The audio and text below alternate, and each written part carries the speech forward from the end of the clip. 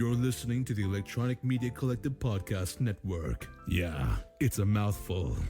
For more great shows like the one you're about to enjoy, visit electronicmediacollective.com. And now, our feature presentation.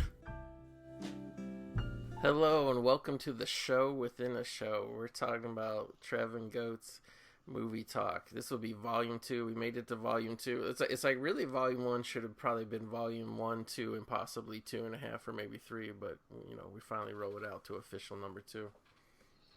This is like Guardians of the Galaxy volume 2. Only it's us. I was thinking and I have to apologize to everyone. I'm sure everyone hears our voices and thinks, oh man, Goat and Trev back together, they must be doing Bride of Boogity. But you just got to wait still a little bit longer. I know everyone's waiting. Keep waiting. It's almost. We're getting there. Yeah. So I guess this episode will come out in September, so you're right around the corner from Boogity. Mm-hmm.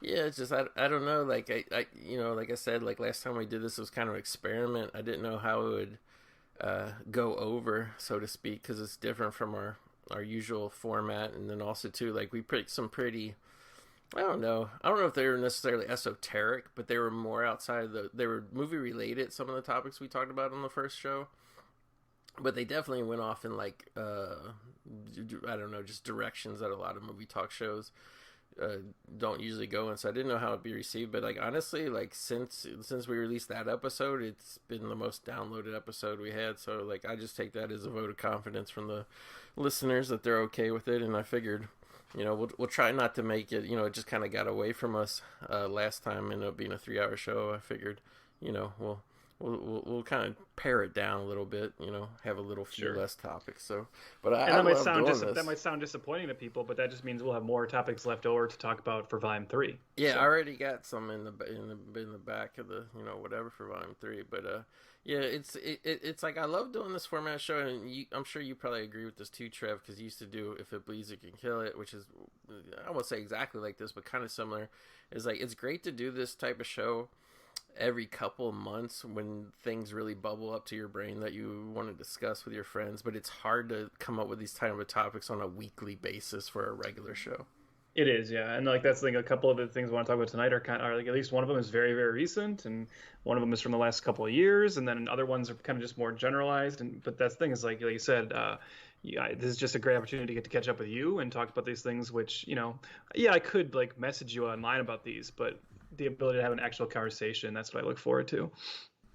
And honestly, we used to do that quite a bit, and like I mean, we still chat on a regular basis, but we used to do that quite a bit, and there were so many times when we would be in like that giant group chat, and there would be like a topic that would come up, and like almost everybody would weigh in, and it would go on for hours and hours, like half a day discussion about that. We're like, damn, that should have been an episode of something, you know? Yeah. In fact, sometimes we would be planning an episode, and we would start talking about that episode about. I feel like we would kind of burn ourselves out before the episode, just kind of over talking it online. Yeah, I know exactly what you mean, and so I think we can get away with doing 3, maybe 4 of these a year. For sure. Yeah, I don't think we'll get the Rotten Tomatoes thrown at us for doing it. So I can't remember the order of who went whatever first or last time. Do you want to kick this one off, Trev? One of your topics? I can kick this off because I've got a very recent one. This is just my first topic is something I'm just kind of curious about, Goat, from you, because we haven't. This is a film that's a very recent release, but we haven't talked about it, and I want to just hear your thoughts on the movie, but then also just kind of talk about like maybe a post-mortem of the release of it. But I'm curious, as it's kind of out there in the ether right now, let's talk about James Gunn's The Suicide Squad. Oh yeah, man. So first of all, I'm a little bit disadvantaged when it comes to going out to movies theatrically. We like really in my town, we had a first run theater, which was, I believe it's 14 screens, but a lot of the houses are small, so it's really almost like the equivalent of 7. And then we had a second run theater, which they closed down, unfortunately, during the pandemic. Just the lease came up and they didn't see the point of continuing it. So it's like, yeah, it's like going to see any movie, even during the pandemic, it's like very tough to get tickets.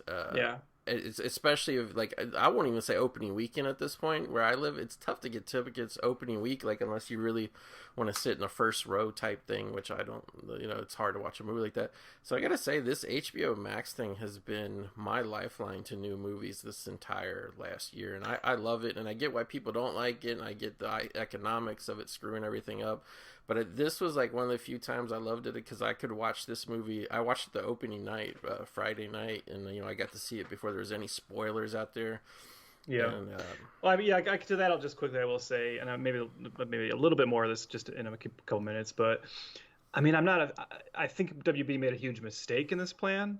Like, in turn, we're seeing that in terms of, some of the box office receipts and, the response to it, as you said. But certainly no shade to anyone who's been taking advantage of it if the opportunity is there for you, and especially in a pandemic where, as you said, like some people just aren't comfortable going back to the theater yet.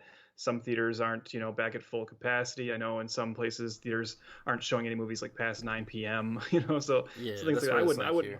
Yeah, I wouldn't hold it against anyone who just decided to watch this at home. I wouldn't sell it in the theater, but yeah, I can't blame you for just like the ease of it, just turning it on in your living room that night. Yeah, and like for sure, the way I figured, first of all, they made it available to me this way, so I figured I'm not doing anything wrong. It's not like I bootlegged it, but yeah. But I'm definitely going to buy a copy of it, when it comes out. And yeah, like actually my fiance, she watched it and she loved it so much. She felt the need. She went on the next week and actually bought a ticket at her local theater, even though we didn't go, but just to, hey, here's a couple bucks or whatever. But yeah, I love this movie, and it's one of those things where it's like, I guess I just never realized how big of a James Gunn fan I really am, because like I know kind of like who he is and what he represents, and I've seen all his films that he's directed with the exception of Super, which is really dumb because I've had a copy of it sitting on the shelf for like over 5 years. I just need to literally throw it in. But yeah, like his movies really hit hard for me. This one, like, I won't say it was really perfect. So I got to preface this, which I know you're not in this camp, Trev. So like I was actually a very big fan of the first Suicide Squad movie. I know why people don't like it. I get it. But for me, it was more on my wavelength. I just loved like the collection of characters working together. And so it was going to be hard for this film to top it. And I don't know if it exactly topped that movie for me because they're just different beasts. But it's a shame that this one didn't go over well financially. And obviously there's a lot of different reasons why. But I love this formula, and I would love to see every roughly 5 years as new characters cycle in and out of like the DC film world or whatever. I would just wish we could get a Suicide Squad like about every 5 years with a couple of returning characters, a couple new characters.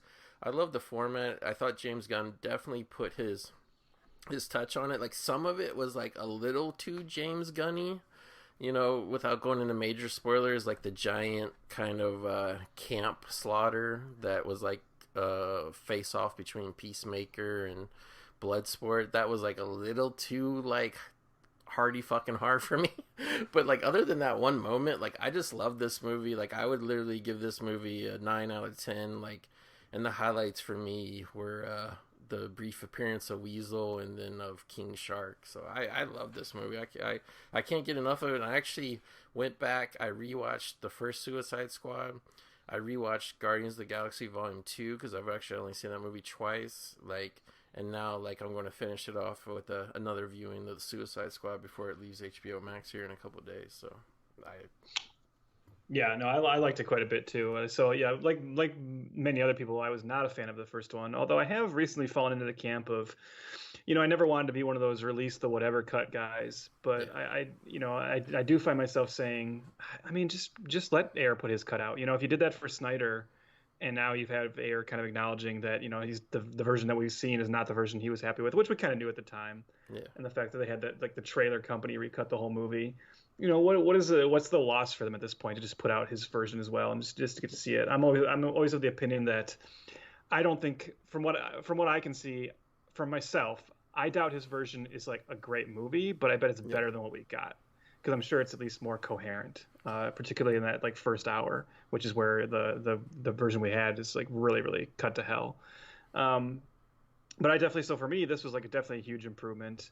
I don't think I liked it as much as the two Guardians films. I think there is something to be said sometimes for, this is complicated to say, but the fact that he kind of had to be reined back a little bit to fit, into like the Marvel mold, and kind of keep himself at a certain, like, within certain parameters might have been beneficial to him. I'd say, like, I don't think the Suicide Squad is a perfect film. I think that it rambles a little bit in its narrative, but what he did in Guardians of the Galaxy obviously did really well here. This collection of characters is just so great, and like his ability to kind of match that, like the crazy misfits with like heart, but then also here to be allowed to like really indulge in the James Gunnisms of just filthy language and outrageous violence, and really push those extremes. Definitely a lot of fun to see. My highlights were I loved John Cena in this, so that makes me very excited for the Peacemaker show. I really liked how Idris Elba was using this. Idris Elba is an actor who I feel like, I'm not the first person to say this, but we all know he should be a star, and it just seems like Hollywood can't really figure out how to use him. And this was finally, even though he was basically just playing, this was clearly written to be Will Smith, and Will Smith didn't want to do this one, so they just quickly changed the name of the character. But still, it was like it's such a perfect leading role for Idris Elba. Allowed him to be funny, allowed him to be like a little bit more of a badass. It's like, and as you said, with the box office disappointment, I'm kind of worried about that, because it leaves you wondering, like, what's the next step now for these characters and for this franchise. I saw someone on Twitter say, which I kind of agreed with, like, even beyond James Gunn doing another one, wouldn't it be cool if every few years just another filmmaker could make Suicide Squad? Yeah. And you just get this like collection of Suicide Squad movies from different filmmakers with different, ethereal tones to them. I was like, oh, I love that idea, but yeah. That's really kind of what I want, is just a new director stepping in and putting their spin on it. And I like I like this thing, and I understand we're kind of like bobbing back and forth with this whole DC film world, where it's like we're constantly reinventing it because there's a lot of criticism from the fans, so we're kind of like reinventing it, but then we're not completely starting over, and then we're doing standalone films. I like the thing of like, let the filmmaker, like James Gunn, like when he said like which characters do I have to like basically bring back, and they were like, you can bring them all back or you can bring none of them back. It's up, it's up to you. And I like that approach, but I like when there's just like that tiny bit of loose content. Like I don't need to sit there and be like a Star Wars, Marvel Cinematic Universe like continuity nerd and be like, but it's just like, as long as loosely I can believe that like Harley Quinn from Suicide Squad and Birds of Prey and the Suicide Squad 2, as long as like in the back of mine I can loosely believe that this is like, the same character, you know what I mean? Like that's all I need. I don't need like these like really tight continuity connections and stuff. But I like that, where it's like, okay, if you weren't exactly a fan, and I've been like, I mean, me, I joke around with it, but I've been all for, let's give Jared Leto another shot, and people are like, no, it would just be exactly the same, it would be terrible. And I'm like,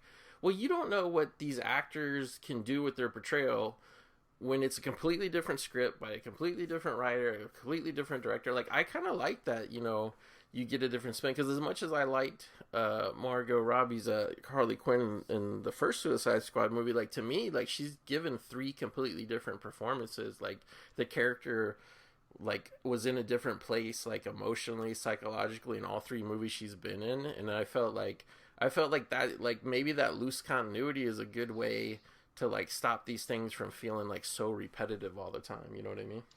Yeah, no, I'm on record as saying, like, I love DC's approach right now, and the thing is, it's like it's a great approach because it's not the Marvel approach. That's where they screwed up at the beginning, was just trying to do the Marvel thing. And like, look, I still enjoy the whole Marvel thing as well. Like I'm enjoying a lot of their recent products. That's a product, that's the right word to use. But let's call it what it is. Hey, when let's be honest, when you and me we're buying comic books, whether it be Marvel comics, DC, any kind of comics. When we were buying product as kids, and that felt like such a pure experience to us, then let's be honest, that was product then too. It really exactly, yeah. But like at the end of the day, like I have to admit, like I'm not super jazzed about like Shang-Chi or Eternals. I'm looking forward to the Spider-Man film, but that's because of all the multiverse stuff with that. Like right now, not to say. It's the thing where like Marvel is probably going to be consistently higher quality than DC because they've got their formula locked in, right? Yeah. But at the same time, I'm definitely more interested in everything DC is doing. Like that makes sense, right? Because it's just like it's such a crapshoot. You don't know you're going to get. That means you're going to get some like probably low lows, but you're also going to get some incredible high highs. And I don't think obviously we wouldn't have got a film like the Suicide Squad from Marvel. So they're just taking some bigger risks, and when that hits, it's going to hit well. And it is too bad that a bunch of factors caused this one to kind of fall on its face a little bit. I hope Warner Brothers is like very aware of those factors. They don't hold this against Gunn or any of like the performers. But yeah, I just thought this was great, and it was just cool to see them, especially after not trusting Ayer and kind of coming in and really messing with his vision, to just be smart enough to say, okay, let's just let Gunn do what he does, which I'm sure they also saw as a little bit of an FU to Disney, but yeah, whatever. Well, yeah, the only kind of like I won't go as far as call it like a silver lining, but the thing I'm kind of like crossing my fingers with and hoping, because James Gunn is doing more with DC. He has the Peacemaker show, which I believe he directed like 6 out of the 8 episodes. So I mean, he's heavily, and I think he wrote it all too, but he's heavily on hands with that. And like I hope we're in this thing and that there's an understanding by the studio, because let's be honest, Warner Brothers lost their ass this year, and I know everybody says, oh, it's just the dumb, they just shot themselves in the foot because they did the whole HBO Max thing. But like, let's be honest, like 1 week the Suicide Squad came out, and it was like, I want to believe box office wise it did like 26.5 million, and because it was like a $180 million budget, like they called that a huge flop. The next week Free Guy comes out, which was a lot cheaper. It was only like $100 million movie. Well, it did like 28 million, like 2 million more than Suicide Squad, and like people were falling over themselves talking about this proves that the theatrical experience is here to stay. People, it's such a huge hit for it. And I'm like, okay, I get it. It was a cheaper movie, but it kind of points that like no matter what movie we have come out, there's going to be some level of a cap of box office right now. You know what I mean? Whether you release expensive movie, I mean, I think obviously the bigger, more high profile movie you release, the more you're going to get attendance wise. But like, yeah, it's like there, like, we're not, nobody can say for sure, but like there is some sort of cap to how high the box office can go right now. And I'm blanking, Black Widow, it did good, and Fast and the Furious did pretty good opening weekends, but that was like a time when we were in a different place with COVID. So yeah, like I think it's going to be really grim this fall, and I think Dune is going to have a hard time. I think we both knew that. Yeah. And even if that was theatrical only, I don't think all of a sudden people would run off their couches to go watch Dune. It's like shit isn't going to clear up and get better. The problems that the movie industry have right now, they're not going to get better anytime real soon. So it's like there's a lot of ways to license these films, whether it be to streaming, pay TV, home video, meaning either physical or it's just like, I just hope that the Suicide Squad can financially claw itself out of, to the point where it's not seen as a super negative thing, and we just look back 3 years from now and we're like, oh, it just, COVID fucked it, Well, the people who are worried about that, I do have two things to kind of keep in mind with that. So one is that HBO Max actually is like kind of a godsend for them in the long run on that element, because, Birds of Prey was also a pretty big bomb for them. Yeah. And yet here within the last week, we have the announcement that they actually are moving forward with a Black Canary movie, but for HBO Max. Right. So the fact that, and you said they're doing the Peacemaker show. Now, granted, they signed off on that before they knew what the box office was, but I saw like a lot of discussion about how like, well, now between Birds of Prey and Suicide Squad, that's 2 Margot Robbie Harley Quinn movies that are bombed. What are they going to do with that character? And my argument would be maybe the right move with her is to just give her an HBO Max show at this point. Allow that like kind of resuscitate that character and like the hype around that character a little bit without the box office demands. But also, like I would say, whatever you might think of Warner Brothers, I don't know. This is going to sound crazy because I know at the end of the day they're all heartless corporations who just care about profit. Yeah. But if there's any studio to me that seems like they are interested in quality over profit in some way, it's Warner Brothers. So, and I'll make that argument. You look at something like you look at Denis Villeneuve, right, who did Blade Runner 2049 for them, which was a pretty big financial disaster. But was such a critical hit that they turned around and let him do Dune, which, as you just said, is like, what a crazy risk, right? Why give Yeah. Dune to someone who just made a movie that bombed for you? I think it's because they're actually happy with the movie he made. On the inverse of that, the first Suicide Squad made a lot of money. Like, that was a hit movie. Yeah, huge, But like 800 million. Yeah. but the general critic response to it and the general fan response wasn't that strong. So they actually made this decision to pivot away from that version and to pivot away from Ayer. By the same token, BVS was like a huge hit, but the overall response to it was so iffy that they decided to start kind of pivoting away from Zack Snyder's vision, right? So they actually kind of, I think sometimes Warner Brothers actually does follow like what people are saying about the movies more than they do the box office. So I think that's a good sign for, Gunn's future, because ultimately this was a critical hit and most of the fans seem to like it. So I think Warner Brothers will stay in business with him because they see like the long-term potential. And let's be honest, without going into a whole history lesson, Warner Brothers, because of these decisions that they've made, and I see both sides of it, but because of the decisions they made, they've lost a lot of talent. Christopher Nolan seems to be gone forever. So it's like anybody that they can kind of snatch up, even if Dune bombs, like, and I can't imagine a world where Dune like completely bombs and it isn't like I can't imagine a world where there's not at least like some sort of money to be made off of merchandising for it, and like, you know what I mean? Like it's facing a tough economical climate, but I can't imagine like I think it's gonna bomb. Yeah. But I mean, don't you think it's going to get to like at least 50 million domestic, probably another 100 million worldwide? I mean, perhaps. I don't know. Like you said, Dune was always a hard sell. Like I'm almost to the point where I'm almost like a little mad at Denis Villeneuve for ever signing a deal on that one where it's like he didn't have the second film guaranteed. Yeah. Because this is what's really scary to me. Just like the shaky proposition of this movie now bombing so bad that he never gets to make Dune Part 2, which is actually the second half of the book, and just this idea of having this like unfinished story. But this again speaks to my like I'm trying to console myself nowadays with this thought that even if it like completely underwhelms, like I wonder how much of Warner Brothers would just say like would just go ahead and let him make number 2 just to save the face of saying this wasn't a huge like mistake for us to make the film, Yeah. Like what part of them will say like, well, no, thankfully we have the HBO Max and COVID excuse to say this is why it didn't perform well, and we're still planning out the sequel just to make it seem like we knew what we were doing, But I don't think we'll get any further. We're not going to get any more than 2 Dune films, that's for sure. Well, you know what, too, Trev. The thing to keep in mind too is kind of like the way things flip back and forth for the DC stuff is there was pretty much a studio shakeup in between like the Justice League time and what we have now, and that changed decisions.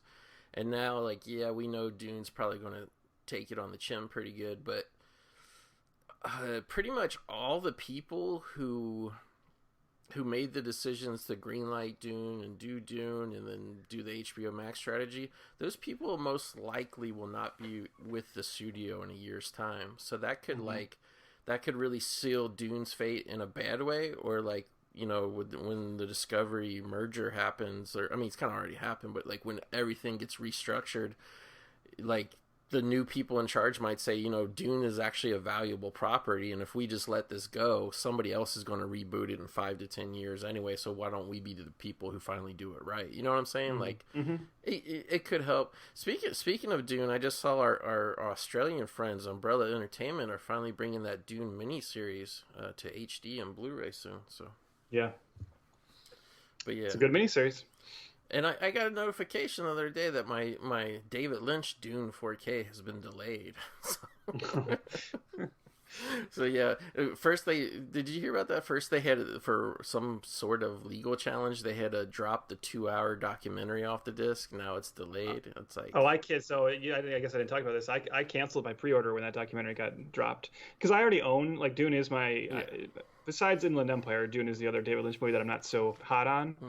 But I've come around to, I mean, I enjoy Dune as an interesting failure. Like, I find it to be an interesting film for where it falls in Lynch's filmography, and I think it's watchable for that reason. But I already have it on Blu-ray. I have like a fairly, like, just the standard Blu-ray that was out before. And then when they announced that Arrow set, I was like, do I need to like buy a expensive, huge special edition of a David Lynch movie I'm not even that big of a fan of? But they said they had that documentary on there. I was like, oh man, like a feature-length documentary about the making of this film that is like infamously like problematic behind the scenes and everything. It's like I really want to see that. And then yeah, when they dropped that documentary off, and I actually know that I we can talk about this off mic because it's not my place to tell, but I know some still behind the scenes stories about what happened there, and I will say it's not legal stuff, Okay. but yeah. So when that was dropped, I canceled my pre-order and decided to stick with my standard Dune Blu-ray.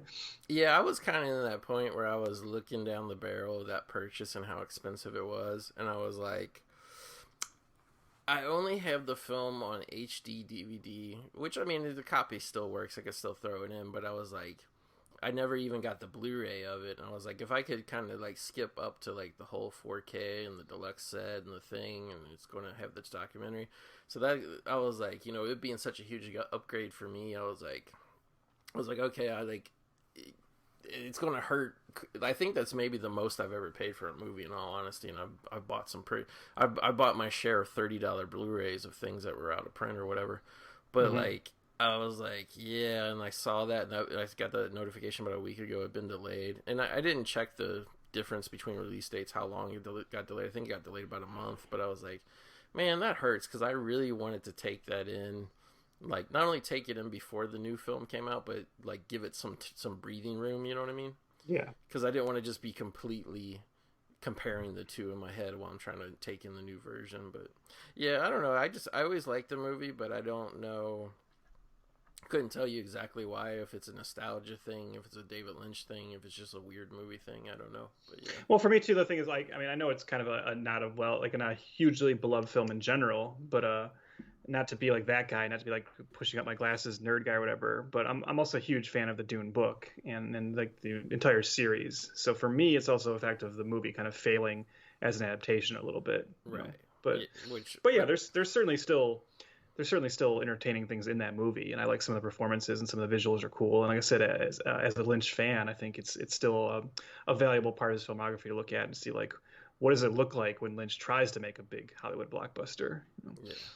Yeah, I have to say, in a weird way, and I mean, don't get me wrong, there's plenty of great classic books that I never read, but in a weird way, that was one of the reasons why I never read Dune book, because like I had such fond memories of it coming out. I actually didn't get any of the toys, but I remember the toys coming out, and the toys being out is what got me interested in the movie, and we saw it when it came out, and like, I'm sure it's just, I mean, I don't even remember how old I was when that came out, maybe 6, maybe 7 at the most, so it's not like I was really like, I really had taste to judge the movie. To me, it was just like, it was like watching a Star Wars movie or something like that. So it's like, yeah, I never had that bad opinion of the movie. And so it's kind of like that thing where like, I never really want to get disappointed by really finding out how butchered of a version it is. You know what I mean? Great score by Toto. Yeah. Give him that. Yep. Yeah. So if that's all you have for that, Trev, I guess I'll move on to my first one. And it's tying in a little bit to what we're talking about. I don't even know if this is really like a question to ask you, but this is just some information that I found out like really right before we did the last episode of this, and I meant to bring up, and it kind of got bumped or escaped my memory. But like, I just saw a video on YouTube, and this guy pointed me to this website. Anybody can check it out. It's called DVD and Blu-ray Release releasereport.blogspot.com. Have you ever heard of this website, Trev? No. I'm not sure exactly where this information's coming from. Like, it looks official, but it's a Blogspot site. So, like, it's not, as far as I can tell, it's not real complete, but I'm just going to assume that these numbers are for American releases of home video. So what's really interesting is they keep track of all 3 of the current home video formats: DVD, Blu-ray, and 4K Ultra HD disc. And it's just fascinating because it has they keep track of the numbers of the amount of disc ever released, and they also, like, it's a weekly report, so it tells you like how many came out this week and whatever. And I just wanted to go over the numbers with you, Trev, because I think this is like fascinating. So, like, as you can imagine, because remember when we went from VHS to DVD, people were like, oh, there was so much stuff released on VHS, right? And, like, there's no possible way it can always come out on DVD. And I don't know what the VHS numbers were, but, it was true. A lot of stuff on like, just obscure, weird shit, because VHS was, like, the biggest home video format all the time. So, like, it's pretty interesting when you see every time we jump in a generation of disc format that we get lesser and lesser releases.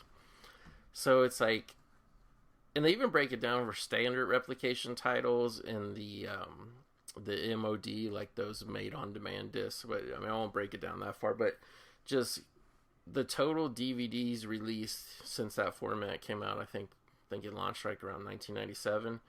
There's been 250,880 DVDs. Again, I don't know if this is worldwide or US. I'm just assuming it's US, but 250,000 some change DVDs were released. Now we go to Blu-ray, which like I think a lot of people still think is Blu-ray is kind of new, Trev, because like, but when you think about it, it launched in 2006. Blu-ray did, which was like actually less than 10 years after DVD. And I don't think the movie industry or the electronics industry thought it would be so hard to get people to switch over from. And by the way, how long are these DVD players lasting that we still have holdouts of people that won't go from DVD to Blu-ray? It's pretty wild. If you ever like walk down the aisle, like you can still see in like places like Walmart and Target, they still sell like standard just like DVD players. You know, they're like $40. It's like, oh, okay. Yeah, it's wild, and it's like, and you know what's funny too is I don't have this information like the current numbers, but there's another website called The Numbers. I think it's called thenumbers.com. And they have like a little more out of date stuff, like information, like it's usually a few months old. But if you look, DVD is still to this day the best selling format, like by far. Like there's still plenty there. It frustrates me because there's a lot of movies that still only come out on DVD. Yeah. I was a really big fan of that film Spontaneous last year, and I wanted to pick that up, and I ended up buying a DVD of it because there's no Blu-ray. Oh, it sucks. So I see that. Yeah. So 250,880 DVDs released since that format came out. Since 2006, Blu-ray, 30,178 titles. So we're going from 250,000 to 30,000. Now we'll get to the 4K numbers. And keep in mind, 4K came out 2016, or like February 2016. So it's a relatively new format, but 5 years is a long time to consistently put movies out on a format. So we go down to 4K. It's only 823 titles, Trev. So it's like DVD 250,000, Blu-ray 30,000, 4K 800 and some change. Like that's really whittling it down. And to put in perspective, the net change for the last week. In the last week, these numbers are of August 20th, so these are pretty current numbers. In the last week, there was 125 DVDs came out, 121 Blu-rays came out, and only 2 4Ks came out in the last week. So not only will I think Blu-ray it's just like the only way mathematically possible Blu-ray as a format will catch up with number of titles released to DVD is if they stop making the DVD, which they're not. But even then, I don't think 4K will ever come close to catching even Blu-ray as a format, you know what I mean? Well, you have to. I guess the question becomes: this is something I've been curious about 4K because we talked about how I still have not upgraded to 4K, and I'm still iffy on if I ever will. And for me, a large part of it is that, do you think there's anyone like on the studio level or the production level or the within the industry that ever intended or thought of 4K as a potential full stop replacement for Blu-ray? I always kind of took 4K as it was meant to be, I mean, gimmick's not the right word, but it was meant to be a little niche thing for super hardcore video and audio files, and they were only going to put like very particular movies on 4K. I don't think there was ever a thought of 4K as being like the go-to format for every little release. Like, and then certainly like, let's go in our back catalog and make sure we put out like Saving Silverman on 4K or something. I don't think they were ever like too worried about that. I think 4K was always meant to be like, oh, you want like giant blockbusters, right? You want very visually driven stuff in the best format. Okay, well then we'll come up with a format that is like mind blowing on that level. So I don't know. Well, yeah, like I mean, I think it was pretty apparent because the jump to DVD to Blu-ray quality is just huge. I mean, I don't care what kind of equipment you have, you can always spot the difference. The Blu-ray to 4K jump it's 4K technically is a high quality format, but it's like the Blu-ray to 4K, it's like depending from title to title, like it's a little more harder depending what equipment you have to really tell like the main difference. Like for a long time I had a problem where I was like 4K is not worth it, like it's not really, and it's only really through I think the colors, like if I watch a 4K movie first and then I pop in the Blu-ray, I'll notice how dull the colors are on Blu-ray. But I mean, you know, like pretty much to answer your question, Trev, is 4K was not really something movie studios wanted. They weren't sitting around like there was the pessimistic talk of a long time, like even like, you know, 5-6 years ago, like, oh, we don't think Blu-ray is going to make it. You know what I mean? It's just what. And I'm just like, well, I couldn't imagine a world where we just stopped releasing Blu-rays and went back to DVD, or, you know what I mean? Like, that would just seem weird. Like if Blu-ray was going to ever die, it needed to, it would just only die if, like, every physical format shut down. But yeah, so it's basically TV makers, before there was even, like, a legit 4K standard, they just started, because they physically could, because, you know, computer monitors started becoming, like, 4K high-end computer monitors. They're like, oh, we can make 4K TV. So, like, there was a good 3 or 4 years where they were just releasing 4K TVs that were like, it was basically just a marketing gimmick because the color reproduction wasn't any better. It didn't. So it took like a few years of that. And then finally, like, somebody was like, okay, all these 4K TVs are coming over. Like, we might as well release like a physical movie standard. And then that's where like they kind of finally solidified the 4K Ultra HD standard, which is like not just the resolution, but the expanded colors and the, you know, all that kind of shit. So it's like, yeah, like, I think you're right about that. Because I remember even early in the lifespan of the format, and it happens now too, like even major studios like Warner Brothers, they don't release everything in 4K.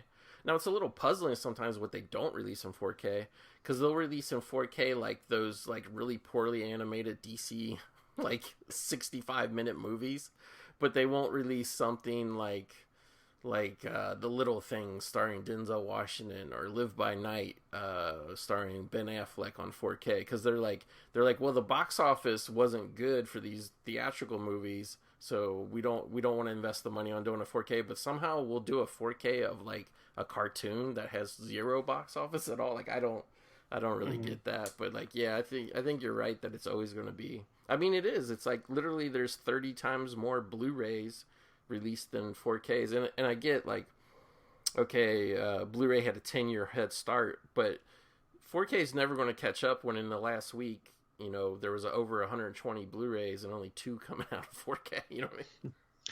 Yeah, I don't know, it's strange. We live in like a really weird time right now, to where you can't turn a corner in, like, you know, the movie world without someone showing you an article of how physical media is dying and it's going to be dead soon. And that's, you know, it's been happening for the past 6 or 7 years, you know, and it's still kicking. I'm not saying it's like doing super. I mean, it's not doing amazingly well, and I know it doesn't turn the profits it used to for studios. And I just, you know, I saw Matt Damon on. He was on Hot Ones on YouTube. I don't know if you saw this clip, Goat, but no. He was asked, like, you know, about like the way that the movie industry has changed since he got into it. And he was talking about how, you know, the kind of films he used to like making. He was just, you know, he was acknowledging something we all know. He was saying, you know, he said the biggest change since I came into the business is that the DVD market completely collapsed. And he's like, the DVD market used to be like a godsend for all of us, because these smaller films, the kind of more interesting films I would like to do, they might not do well in the box office, but then they would turn a big profit on DVD. And so studios are still willing to make these movies. And now without DVD, those kind of movies just aren't being made anymore. And so, but okay, so to that point, yes, DVD is not what it used to be. And you see all these articles, physical media is dead, physical media is dead. And then every day on Facebook and on Twitter and stuff, I'm seeing more and more like Blu-rays and DVDs released of like old catalog titles, you know, companies like Kino and, you know, still putting out like old movies you've never heard of. You know, you have Paramount going back and doing a bunch of their old catalog and new Blu-rays. And it's just weird that, like, for a market that's dying, they're still pumping out so much product. I do think one thing that's like a huge difference is, you know, when the DVD market first started, there was a huge DVD boom in the late 90s and early 2000s. All these like new releases that were coming out, and like kind of releases of old catalog titles from the 70s and 80s, were treated like, you know, they would actually do big press releases. There'd be like commercials for like new releases. They'd be like advertised in magazines. All these films were given these like special edition treatments. And now you definitely see where like all these Blu-rays and DVDs that come out now are just like bare bones. Yeah. And the special edition ones are only coming through like companies like Arrow or Criterion. And so like special editions are now just the land of like film nerds. And that's kind of sad, because I feel like there was like an effort made by the studios in during the DVD boom to try and turn more people into film nerds, and now they're only speaking to the ones that already exist. And I think that's kind of sad.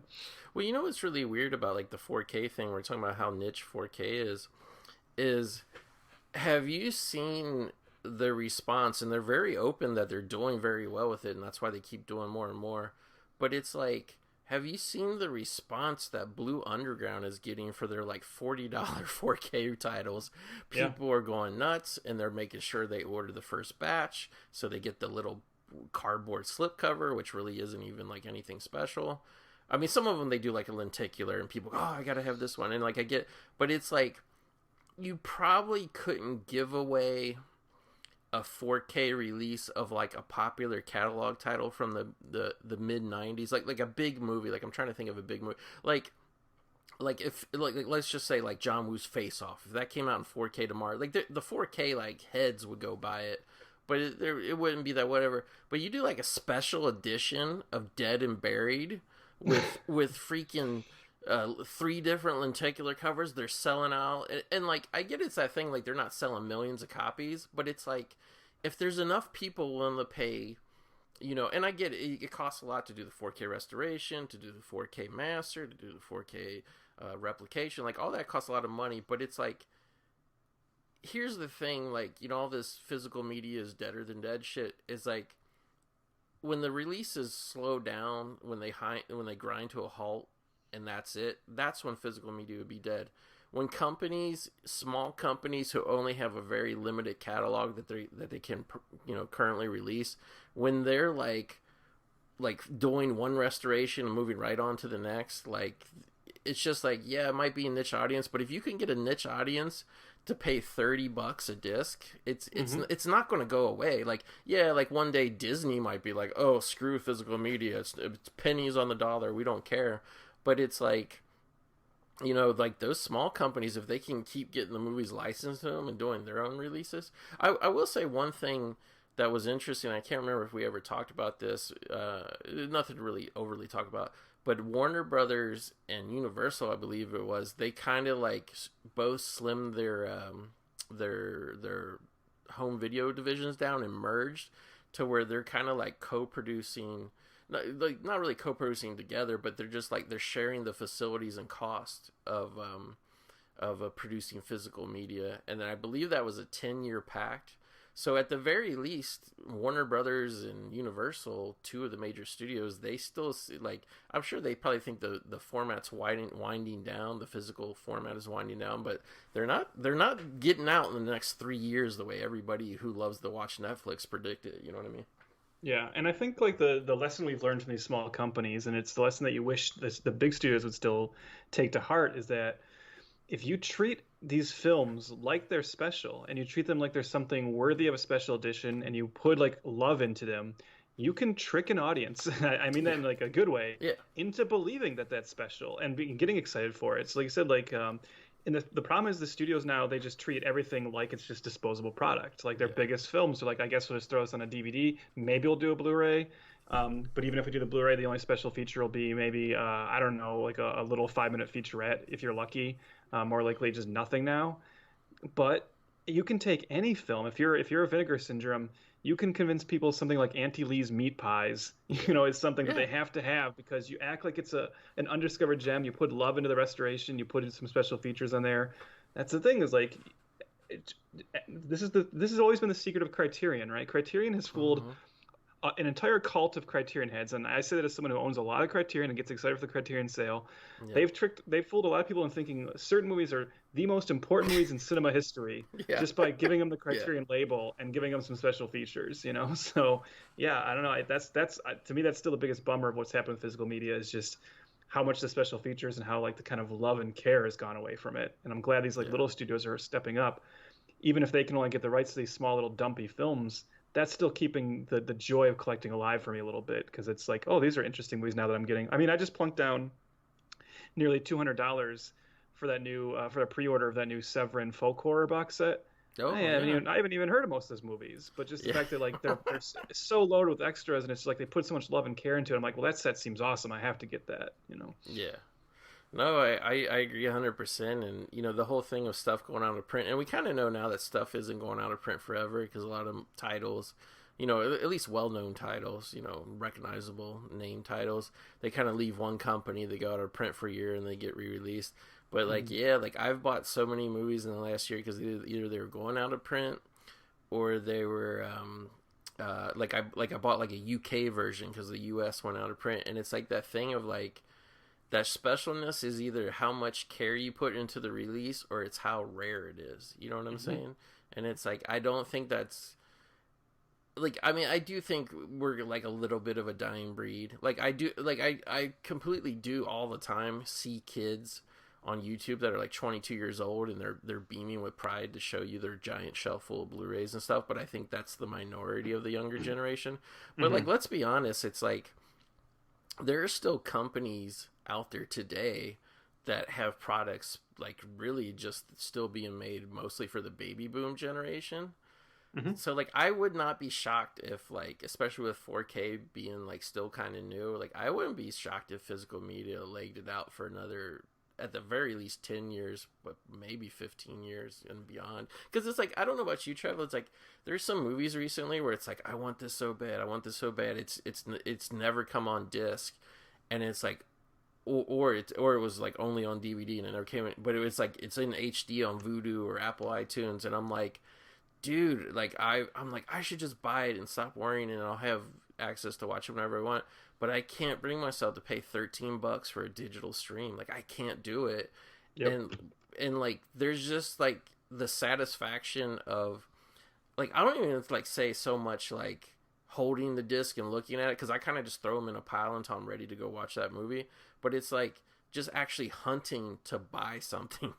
It's like, I mean, the way I've kind of come to the mentality that it's no different than collecting baseball cards. You know, like you want to have the baseball card of your favorite players, you know, and sometimes your favorite players are when you were a kid, you know what I mean? It's like that type of thing. And I do watch them. Like I watch, you know, well, that's the thing. It's a collector's mentality, but it is a thing that means something to you. Like, and to me, I love movies so much that for me, like I want to show ownership of the films I love, and if it's there on the shelf, it just seems to me like more substantial, and it means something more than my ability to pull up a digital copy and you know, start playing it off of whatever hard drive or whatever. So I mean, don't get me wrong, like I discover streaming stuff all the time that I'm like, this was like a little gem, and I'm like, oh, I'm so glad I found this. Like so I mean, I'm, you know, I would hate it if streaming went away at this point, don't get me wrong, but it's like there's something about like no matter what happens, if the internet's out or if it's just you, it strikes your fancy, there's something about knowing that you have tons of movies at your fingertips, like your favorite movies too, you know what I mean? Yeah, well, I will say the one benefit of the streaming thing, or one of the benefits for me, I don't know if it's for you, if you're trying to operate on a budget, like what's been nice about the streaming thing is, so like recently I made the decision that like I'm not buying any more MCU movies on Blu-ray because I have Disney Plus and they're all there, and you know I can get them at any time. And that means that actually that frees up some money for me to actually splurge on these crazy special editions of these smaller films and stuff that I might not have got before, because it's like, well, now I got to get like, you know, Avengers 7 or whatever on Blu-ray, but now I don't, you know, so now I can take a risk on some crazy film from Severin or Vinegar Syndrome, or get a Shout Factory that I want and is a little pricey, you know, so that's kind of nice. So like now I am more selective with my Blu-rays, and it's my Blu-ray collection is actually becoming more curated to like cool special editions and like releases of old films. Yeah. And I mean, you know me, Trev, is I'm in the same boat, because it's like, you know me, I'm still a 3D guy, and literally the only reason I've bought like probably the last, I don't know, 7 or 8 MCU releases was for the 3D version. Like I waited like a year for like there was some reason I gapped that Far From Home, you know, and like I passed up buying the 4K of it like for $8 many times. I'm like, I want the 3D version, because the 3D to me at least, like it adds like a gimmick to this popcorn experience. Now if it's in doubt that they're going to do 3D or anymore because all they care about is Disney Plus, I'll just watch it on Disney Plus. You know what I mean? Yeah, like they have like the opposite of what we said about these niche companies doing special editions. They have like, if anything, companies like Disney in particular, I should say, not to just pick on them, but they are the worst offenders. They've made home video so not special. Like even a lot of their sound mixes, Trev, are very shitty now. The Disney like Blu-rays are terrible for sound. That's like that's like well known. Like that's the thing about that's the other thing with the MCU ones I have is like the sound mix on all my MCU Blues are terrible. You have to turn your TV up so loud and shit and play with your settings to make it to get any kind of great sound. Yeah, it sucks. And I don't get it either, because they claim that, and because the soundtrack that you get on a normal Blu-ray, it has been kind of re-optimized for home theater and home surround, because the way your either your sound bar or your TV sound or even like me, I got the 5.1 surround sound, that the sound has to be recalibrated because it's not playing in a room anymore that's like a giant cinema room. So like Disney's excuse of why those sound mixes are so bad is supposedly they're optimizing them for streaming, and I'm like, even when you play it on streaming, it sounds like shit. Like even if you like because like my bedroom, I just have a TV and a streaming thing. And it's like, when I watch one of your shits through the TV speakers, it sounds like fucking garbage. So it's that's what I'm saying. If anybody ever wants to hear like what you mean, like when you're like, if you were talking to someone who's like, well, I don't know how could we really sound that bad?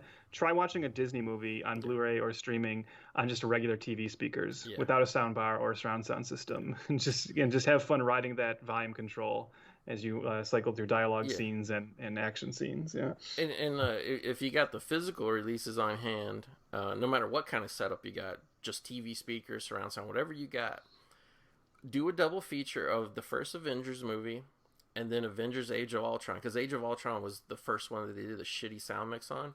It's terrible. Like I remember, like, we watched Age of Ultron in the theater, and then I bought the Blu-ray, and I think we were sitting down to watch it in 3D at home, and like even my fiance at the time was like, "What's wrong with the sound?"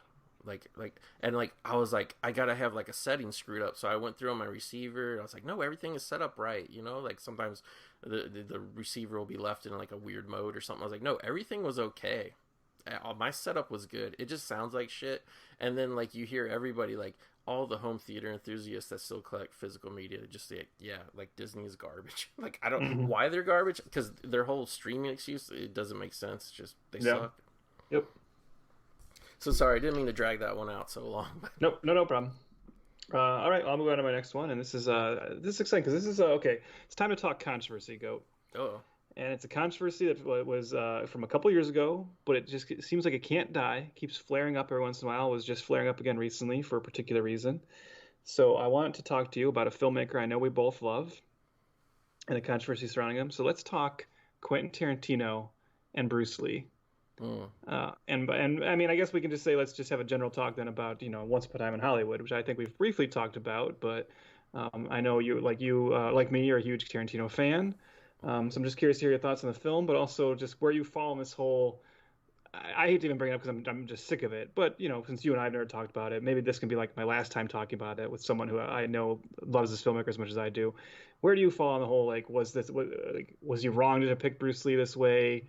Like, where do you fall on that? Well, yes and no. Like I kind of buy Quentin's explanation of it, which by the way, I love the movie. Mm-hmm. I think it might be my second favorite Tarantino film now.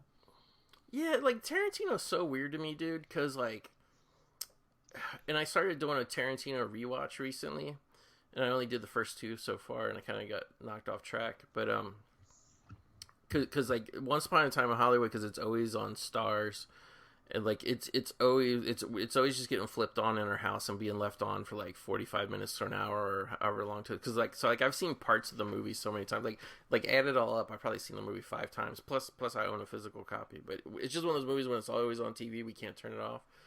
But I love the movie, and by the way, I didn't think I would. I didn't even bother seeing it in theaters. I didn't want to deal with the crowds because I'm like, oh, this retro shit, Charles Manson shit. Like I don't care. Like okay, and like boy was I wrong.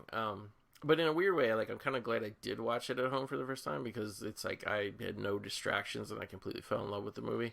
But I love the movie, but I always saw it as like this, and I love Bruce Lee and I love the Bruce Lee scene in the movie, but like I always saw it as like this, I don't know if bubblegum is the right word, Trev, but it's like it was never meant to be real. It was never meant to be biographical of any of the real people that are in it. Like that's what's so weird to me. It's so strange to me that this is a controversy and people get so worked up about that scene when it's like you're angry about the depiction of Bruce Lee in a movie that like literally changes history. Yeah. So it's like this like kind of mirror universe movie, right? So he's not why do people feel he's under any obligation to pick these characters 100% accurately? That's what doesn't make any sense to me. Yeah, to me, the comparison is like Saving Private Ryan and Glorious Bastards. Like, Glorious Bastards, or I should say, Saving Private Ryan is like the movie where it's like they recreate the D-Day thing, and Tom Hanks is shaking with PTSD after the battle, and it's like that kind of movie. And then Inglourious Basterds is the movie where Brad Pitt is like, I want my Nazi scalps. Everybody must give me, in this unit, must give me 30 Nazi scalps. And like the movie ends with like Eli Roth like machine gunning Hitler in the face. You know what I mean? Like, oh, they're both World War II movies. I mean, they would make a great double feature. It's like, well, I mean, maybe in a weird way, but not really. Like they're completely different. So like when I watch Once Upon a Time, and I mean, it's literally supposed to be a fable, you know what I mean? Like, that's why it's called Once Upon a Time. So it's like, I don't think that, you know, and I've seen some of the interviews recently, just playing them on my TV in the background while I work during the day, and like, I've heard his defense of it, and I get it. Like, he says, hey, it's cool if, you know, Bruce Lee's daughter has a problem with it, but everybody else can suck my dick, because it's, you know, it is what it is. And he kind of backs it up with some facts of Bruce Lee taking liberties with stuntmen, but I mean, I don't even care about that shit, you know. Like,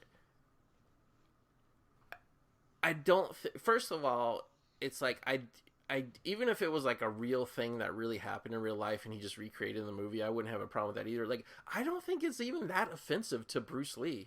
Like, the only thing it does is say that Bruce Lee couldn't win every single fight in the world. You know what I mean? At the very worst insult. You know what I mean? Yeah, it's only like, oh, like a white guy beat him. It's like, Yeah. I mean, there might have been white guys who could beat Bruce Lee in that kind of fight too, right? And that's the whole thing. Is it's like, you know, it's this like 3-round fight. It's just this like simple kind of street fight. Yeah. Also, like, when people get angry about that, I just think if someone made a movie where like Bruce Lee showed up as a fictional character and like fought vampires or something, nobody would give a shit. People would say, oh, what a fun like tribute to Bruce Lee, right? But that's bullshit. Like, that didn't happen. Exactly. So like, why? So you're only allowed to like you're only allowed to fudge with the facts if it's in a only, you know, in a positive way. If some people, and as you said, that's even if he is fudging with the facts. I don't know. It's just such a dumb. That's what I want to talk to you about, because I just think it's such a dumb controversy for such like a meaningless thing.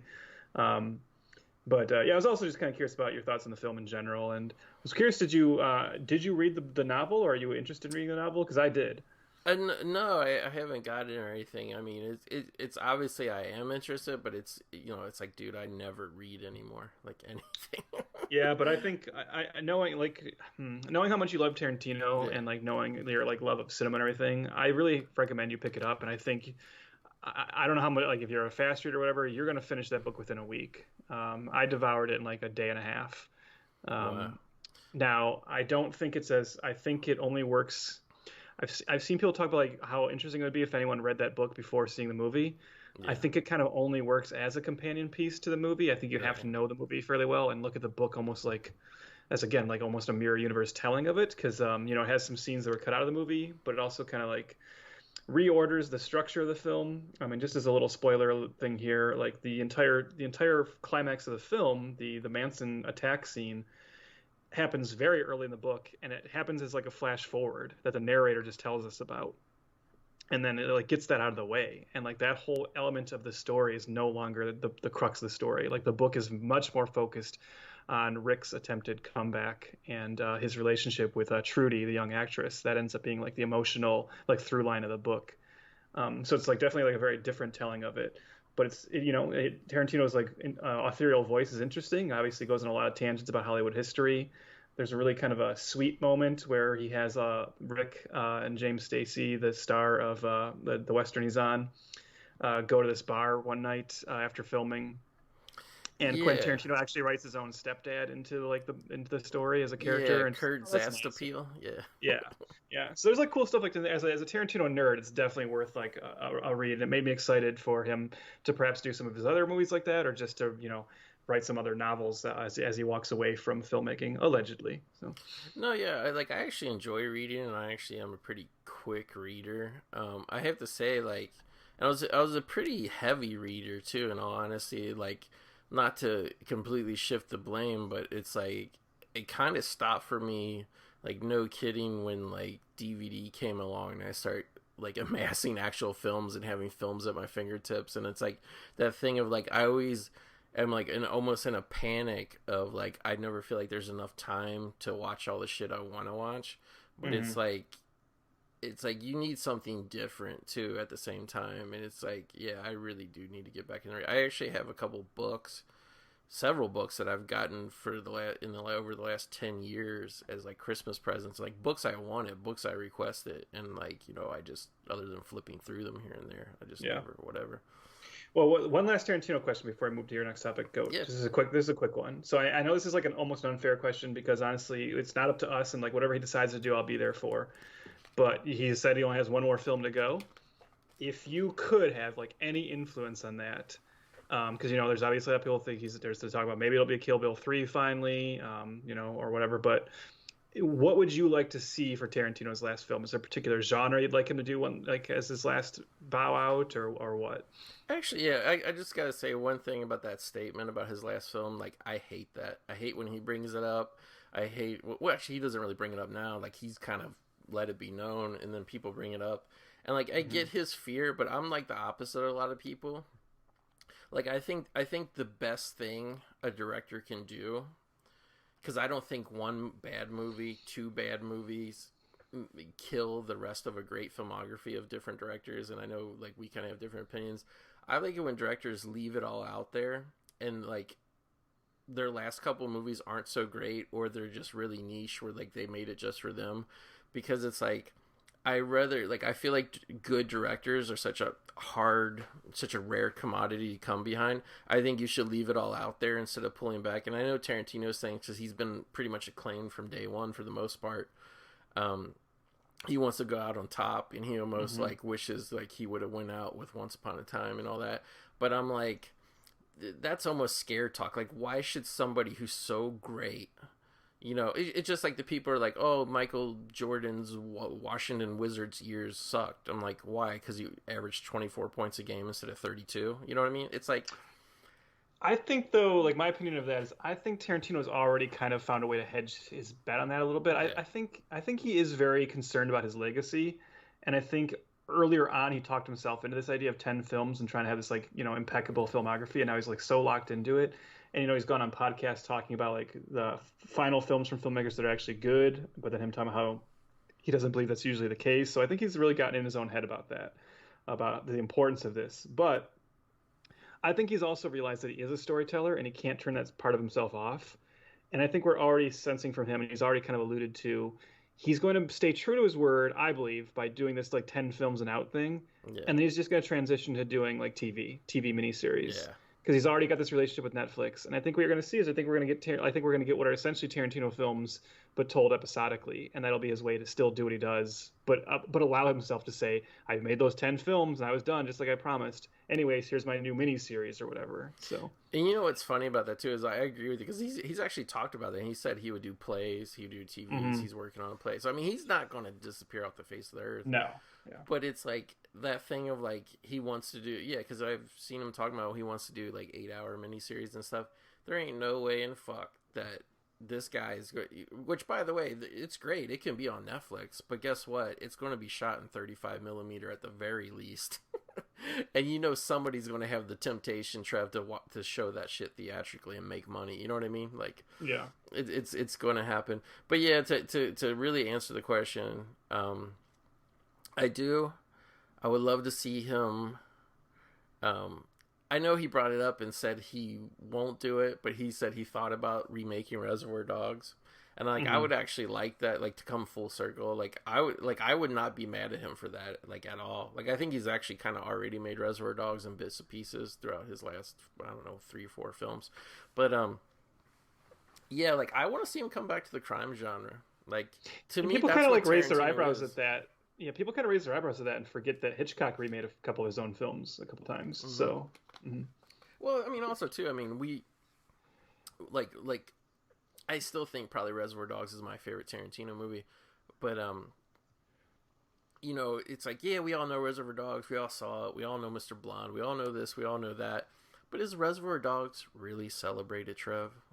Like, if he were to do like a remake of it, would people be not enthused because it's a remake? Like, you know what I mean? Like, people would still pop a boner. Oh, yeah. Like, you know. I think for me, like the key to that would be, I don't know how you feel, but if he was going to redo Reservoir Dogs, I would want it to be like a version where now we do show the jewelry heist, and like, you know what I mean? It's like, don't just do the same thing. Like, now expand that world. Say like, okay, here's a more Tarantino-ish version of Reservoir Dogs, which we really expand on this story. Like, I don't want to just see the same movie again. I don't think he would do that. That's the key, right? Yeah. I mean, I think he might even, in all honesty, go as far as to have it not be even set in America or something like that. You know what I mean? Like he's worked with such great international talent. But I mean, but apart from that, it's like, I always go back to, and it's like, I think in a weird way, maybe, I'm not sure. I think in a weird way, like some of his best shit was Inglourious Bastards with Christoph Waltz. That's my favorite one. Yeah. I think when I saw that movie, and I mean, don't get me wrong, Trev, I mean, of the highest order, his acting, the performances he gets out of the people is great. But when I remember sitting in the theater, I'm like, holy shit, like he's got like that opening scene with Christoph Waltz, he's reached with the writing was always there, but like the acting has now got up to like a straight up Academy Award level. Like, I mean, not that, you know, Travolta shouldn't have won or something like that, you know, for Pulp Fiction, but it's like, I mean, he really should have like a lot more award, you know, Oscar-winning actors. Now that I think about his performances, but like to me, there was something about the low. I don't even want to like jerk off to the low budgetness, but like the style that he had in Reservoir Dogs, Pulp, and Jackie Brown. But it was like there was a style, but it was very restrained, and like, I don't know, like I just want more of that, and I kind of been craving that, and like, I never begrudge, because like for a while, my second favorite Tarantino movie was Death Proof. Like I was writing, and everybody was shitting on it. Oh, it sucks. Dude, I love Death Proof, and I love it. I only love it more and more as like the years go by. I think it's so underrated. Yeah, because and I love how retro it is with the car chases and stuff, and it's just like it's not retro just for sake of being retro. Like it's retro because that's the most exciting way to do that shit. You know what I mean? Mm-hmm. Like I think it's, you know, in the modern era, you know, I think it's the, you know, that genre of like, you know, Bullet with Steve McQueen and all that shit. Like I think it belongs right up there with the best car chase movies of all time. But yeah, dude, I want to get back to the you know, and because what I really liked about his movies, even at the time, Trev, with Reservoir Dogs and Pulp Fiction, I like that we were in like the 90s, but when you watch his movies, you felt like you were watching something from the 70s, and I really miss that quality in his filmmaking. Well, that kind of somewhat speaks to like what I would like to see, and this is just something he talked about before, and it never happened. So to your end, like I would also like him to return to crime, but like what I would like to see is, I would really love to see like a 40s era gangster film from Tarantino. Yeah. Like just that kind of old, like that real old school, like actual like pulp noir era, and have him like play in that world. So that's the one thing I kind of regret that we never got from him. And I think that'd be like a nice kind of swan song. But no, I agree 100%. Yeah. But yeah, Tarantino, that actually makes me sad whenever see that shit brought up about him retiring.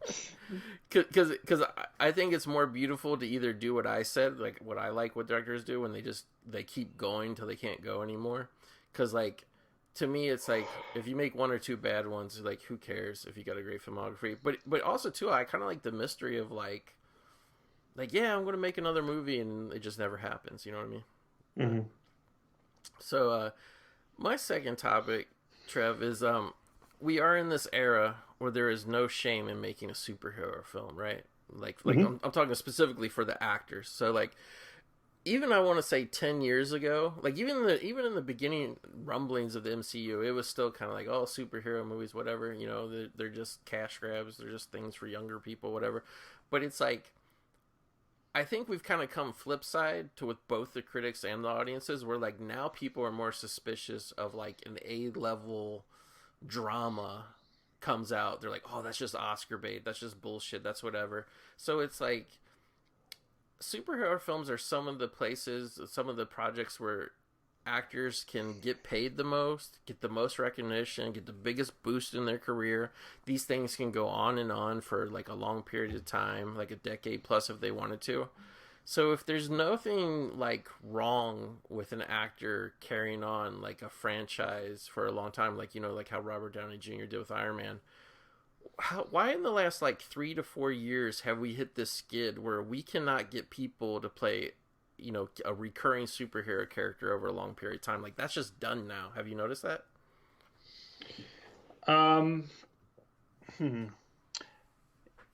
Yeah, I think so. When you were saying that, I was thinking of how, and I've thought this before, and like this kind of reminded me of it. It is really weird how, especially for people of our age who grew up at a time when like superhero films were like fairly rare and like they're often considered like, what are you doing? And a lot of them are garbage. And like, it's just so funny to think about like how far we've come. I know like that's obviously been said, but this idea now where like almost every actor has been in one, and it's like more interesting to think of the actors who have not been in a comic book film, like the fact that geez, I'm trying to think now. I'm like, I don't know. Like, who are some of the big ones who like have not been in one yet? I'm sure you. Like it's probably like Denzel Washington, yeah, right? Like Denzel Washington has still not been in like a comic book film, right? So when you think of those, it's like, oh, that's interesting that he hasn't brought himself to one yet. And there is an element. There's a part of me that's like finds it kind of sad that it's like at the point where like you were just saying how these are the movies that actors have to take to get like the big paydays, and it's really like the only thing the studio is making. Like that's the depressing part of it, right? That every actor now basically has to be in superhero films because that's really all that's being made, and that's all that's left. And it's like, well, that's kind of a bummer to where like that's their only avenue, and so that's when you get into things where like. I'm not even a fan of Joker, but like that idea of like Todd Phillips wanting to do like a Scorsese ripoff and sorry, homage, and only being able to do it if he turns it into a comic book film, right? And even James Gunn, someone recently on record, and people kind of attacked him for it, but I get where he's coming from. He was saying like he thinks a lot of superhero films, like recent ones, are boring, and him kind of acknowledging that he's going to use the superhero genre to like do whatever he wants because it's the kind of genre people let him play in. Yeah. So if he wants to make a Dirty Dozen film, he can turn it into the Suicide Squad. And now he's talked about how he wants to do a Western. Well, chances are he'll have to do the Western as a comic book film, Yeah. And like that's a bummer. So I think what you're seeing now is, to your end, like why can't people stick around any longer? I wonder if like a lot of these actors are starting to, they acknowledge the reality of it. They acknowledge like getting in these superhero films, but are we starting to see a backlash from like the Hollywood industry community of saying like, we're kind of sick of this. Let's not get too bogged down in it, and let's make sure it's not just the rest of our life. Like I don't want to be like just this forever. Like I wonder if that's a part of it. Yeah, like I was like really thinking about this, and the thing that kind of triggered me this is I've kind of like lost like a good chunk of my Marvel fandom ever since the release of the film Endgame, because it really rubbed me story wise and dramatically. Like it really rubbed me the wrong way that they kind of exited out both Iron Man and Captain America in the same fucking film, and I'm like, that was just like money shit. Like that's all that was. And like I kind of get it with Downey, because like he was willing to show up as many times as they had a giant payday for him, and I ain't got no problem with that. I'm not criticizing that. So I kind of get why like, the studio would be like, oh, it'd be nice if we could unload Downey's big paydays. But then when it seemed like Chris Evans, like that just seemed more like where Marvel is just like, we just don't want to pay actors anymore. Like there was never like a long negotiation. He just was like, yeah, I got one movie left on my deal and that's it. And it's like, same thing kind of seemed like with Scarlett Johansson. It was like, oh, we got to kill her off, her contract's coming off. And it's like, now we're at this point where it's like, yeah, this could be the last standalone Spider-Man film for Tom Holland. And I'm like, why? The guy's like 26 years old. He could go another 10 years if he wanted to. People are loving him. His other projects, not being negative, but they have not worked out critically or box office wise. Mm-hmm. Like, why is everybody just getting like the studios are just washing their hands of him? Because it's like, we'll just get somebody else. And it's like, I don't mean to put it like a damper on like what Marvel's doing, but don't you think a little bit of the projects Marvel's choosing now, Trev, is they can just cast unknowns, and like that's literally the only reason they're doing that particular movie. Like, you know what I mean? Well, the Tom Holland one is further complicated by the Sony relationship, though, too. So that's part of it. In terms of like the unknown thing, I mean, don't forget like Chris Hemsworth was an unknown as well at the time, when they cast him. So that's not necessarily, in Guardians of the Galaxy, like wasn't exactly like, Chris Pratt had Parks and Rec, but it's not like it was like an all-star cast or anything. Yeah. So it's not like unheard of for them to cast unknowns. I think I mean, I kind of have like an opposite opinion with you with Endgame, to where like in terms of like Captain America and Iron Man leaving. See, that's the reason I liked Endgame, because it actually felt like, okay, this closes the book on this. You know, like it Yeah, actually felt like from Iron Man up to Endgame feels like this nice complete kind of story, and that's what makes like everything that follows kind of tricky, because it really feels like you're starting a second era. And like I think the difficulty of that era is that it'd be one thing if it was just a complete break, and the second era was like all like just nothing but new characters and everything, but yeah, just enough stuff is sticking around to like constantly remind you of the old era. And I'm not saying I want Hemsworth to leave, because he really is the one actor who seems like he's just like, I'll play Thor till I'm like 60. I don't care. You know, he yeah. seems really into it. So I'm not saying I want to get rid of him. I'm not saying Tom Hiddleston should leave if he doesn't want to. But because they stick around, then it's like this weird. It does become this like weird mishmash of like, oh, there's the old guy. Like some of the old guys we like now mixed with the new guys. You know, in theory it should work, but we don't know yet if it has, because we haven't really seen this new batch of characters yet. Yeah. The big test will be the first Avengers film that comes out. That's like the new Avengers, you know. Hmm. But but yeah. So I wonder if like because they are casting these like newer guys, like, right, well, like a Simon Liu or these guys, will they be willing to stick around longer, or will they just do their like 6 films too and be like, okay, I'm out of here, you know? Yeah. I guess it also depends on your star power, right? I can see people like, it's almost like Marvel probably doesn't want these people to become too big of a star. You know, someone like an Anthony Mackie is probably more willing to stick around for a long time than a Chris Evans, you know, just because Chris Evans has more opportunities. Well, like I would think even if you had to like stay on at a reduced rate type of thing to do these films, and like obviously nobody feels good about doing a high grossing movie and taking a pay cut, but it's like, don't you kind of feel like, especially like a guy like Anthony Mackie, like maybe he's the guy who's kind of figured it out the best, because Anthony Mackie, like, he seems like a relative newcomer, like, you know, back when like Winter Soldier came out, but even up to that point, if you look at him, that guy had been in like so much shit. I Hmm. mean, he was in the Hurt Locker, he worked with Spike Lee, like I almost feel like Anthony Mackie is like the one guy that's figured out, like, I'm gonna stick around and do their stuff, and it's like, and then I'm still gonna do all my, like, I mean, he's done other studio movies too. Don't get me wrong, but like he can still stay and on the side do all his like little dramas and stuff. You know what I mean? Yeah, that's right. I recently, a couple months ago, I watched No Sudden Move on HBO Max, Mm, which I was not a huge fan of, but while I was watching it, I was thinking of like, so an actor like Don Cheadle, who was good in it, and he's always good. But I was yeah, just thinking like, well, making this film, I wonder how much, and you can tell he likes doing the Marvel stuff. He's having fun. He's willing to come back, and I think it's great that he's getting his own show. I think he deserves it.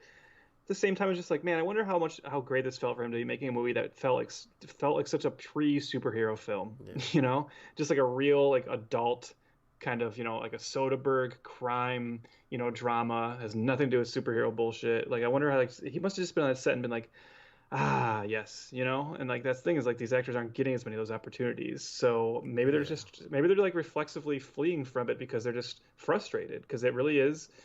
I have become the guy where it's like, is there too much superhero stuff? And I only said to Yeah. like, it'd be one thing if there was the same amount, but there's still other stuff being made. But it Yeah. really is choking everything else out. Like that's the problem. Well, I mean, not to go too much on a tangent, I've thought about that too, and like with me, it's not so much like the quantity, is the way like the fans react. Like all the superhero shit. Like if you really were to break down, okay, how many weeks in a year, how many films released per week, superhero shit is actually still, and same with TV shows, all the superhero TV shows, it's just like it's not that they're overwhelming the landscape in terms of numbers. They're overwhelming sucking the air out of the room because that's all people care about. Yeah. And then it's like, well, do you really blame Marvel from going from 2 films a year to 4 when they're making the only movies that are keeping theaters open? It's like, that's kind of why I backed off on being critical in that way. It's like, dude, if you're gonna, if the big evil, which by the way, like, sorry, but I stand with ScarJo. Oh, I do too, for sure. Yeah. Like I like, unless something changes quick and whatever, like I'm actually, I mean, I probably wouldn't go to the theater anyway right now. But yeah, like I'm perfectly fine with waiting the 3 months or however long till the films come on Disney Plus, because I don't want to give them any money right now. But Yeah, it actually bums me out that the only Marvel actor who's kind of like spoke up in her defense is Elizabeth Olsen. yeah, I wish others had like said something about it. yeah, and it's just like next time we get a power shot of women in a Marvel movie, I'm going to be rolling my eyes twice as hard. You know what I mean? It's like, but yeah, but it's just like it's like you know me, I've been the biggest whiner and complainer of how the movie industry has changed over the last 15 years. But when I got to really be honest with myself, Trev, it's the audience who has done it more than the studios have done it. Because the studios, like we talked about it 10 years ago. I mean, you and me literally did podcasts where we talked about how the mid-budget drama studio film just died out because nobody would pay to go see them anymore. So Yeah, but don't you think it's a snake eating its own tail thing here, where it's like you say it's the audience, but hasn't the audience to a certain degree been trained to only care about these films by the way the studio has like put the majority of the hype behind them, and also the studio has kind of also just decided to kind of pivot away from this. We were just saying with like physical media, right? You treat like a smaller film like a big deal, and you can fool an audience into thinking that was. If studios would kind of get behind a wider variety of blockbusters again, and even mid-budget films, I think they could get the audience back. They just don't want to. They don't want to take that risk, or don't want to try. So I agree. There's like a little bit of like the way the record industry, when shit got hard for the record industry 20 years ago, they just pivoted and they dropped all the rock bands off and they just put all their promotion behind like Britney Spears albums. Like there is that going on, but at the same time, Trev, it's like like I turned 44 this summer. When I was 19 years old, I was making multiple trips a month to like independent theaters to see independent films, and I still am very interested in independent film, and I try to find as many good ones as I can. So it's like here I am literally 25 years later, like no matter what the studio does, my behavior as a movie consumer has not changed. So like, why do I just have to give a free pass to everybody else who just has to be dumb and only watch bullshit? You know what I mean? Like, well, but they don't have. But I mean, you kind of. I mean, I hear what you're saying, but at the same time, the opportunities aren't there for younger people to be like you and I were when we were younger either. They don't have as many independent theaters to discover these films at. And they don't have video stores to go in and have a clerk say, "Hey, have you checked out this like weird Jim Jarmusch film or something?" Like that's not happening. Right. And the only content they're being spoon-fed is like big studio stuff. So that's a huge difference too. It's not the landscape's not the same anymore. It's not a fair landscape to smaller films and to like more artistic efforts like that.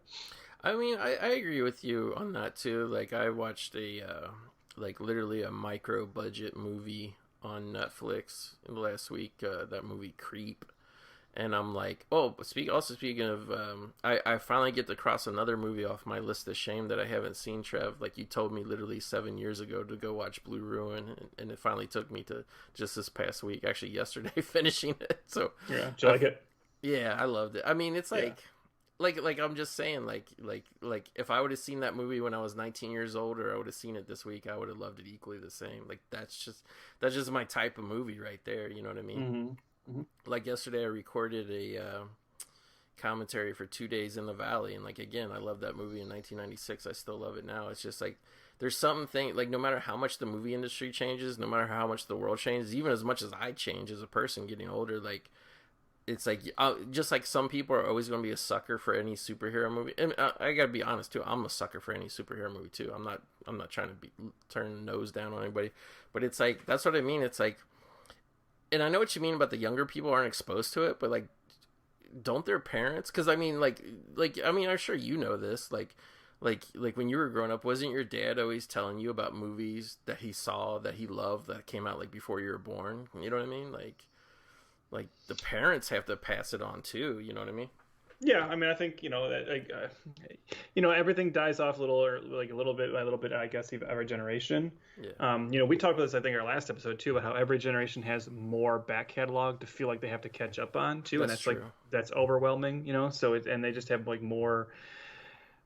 When you and I were growing up, we didn't have as many distractions either. It's not like we had so many other things vying for our attention besides video games and movies. And now you have like, I could go to the movies, or I could just watch like 18 YouTube videos, or just get on TikTok for a while. So it's I don't know, it's just a changing landscape. It is what it is. It's sad. I think I know we talked about this, but recently, me and my buddy's been doing like a regular kind of movie night. We've been watching like a lot of '90s films, early '90s, and Nice. man, I'm just so nostalgic for that time, you know, and just Yep. that idea, like going to the theater and like what a crazy variety of films were playing at a theater at any given time, and the kind of movies that were getting like big releases and being treated like legitimate stuff that would now, if it was made at all, would be like a Netflix original that shows up 19th in the new released algorithm and then just goes away forever and you don't know about. Yeah, like I speaking of that, there was a video I caught maybe 3 or 4 months ago, and I tried to like go back on YouTube and I tried to go back and find it, and it was a like a really young guy, like probably 21, 22 years old, and he was doing kind of like video essays, and I don't know why I was stupid, I didn't subscribe to the channel, but he did a thing, and it was about this really obscure, I want to say it was Korean movie, obviously South Korea, Korean movie, but it came out like a year or two ago on Netflix. No, like for like no, like I forget how long it was out, 4 or 5 months on Netflix. There wasn't a peep about it. Finally, some critics started writing articles about it, and it got like, got this like buzz, and I think it even got nominated for awards. And the guy was saying like that's our responsibility as the film fans now, is because the companies aren't going to create that movie culture that they used to create for us to tell us what was important and what's not. So it's up to us, like, if you find something like a gem in the rough, like in this whatever digital wasteland where shit just pops out there and with no promotion, it's kind of like up to us. We have to make the movie culture now. We have to spread the word about shit, so Yep. I don't know. It's crazy. But hey, Michael Keaton's Batman again, so I guess people, once their 5 whatever movie deal runs out, you just gotta wait 20 years for people to get nostalgic. Yeah, you wait long enough now. Michael Keaton is literally playing a character in both DC and Marvel right now. It's true. So it's true. he can't get away from it. And at any time, he could resurrect the Birdman franchise if he wanted to. It's true. It's true.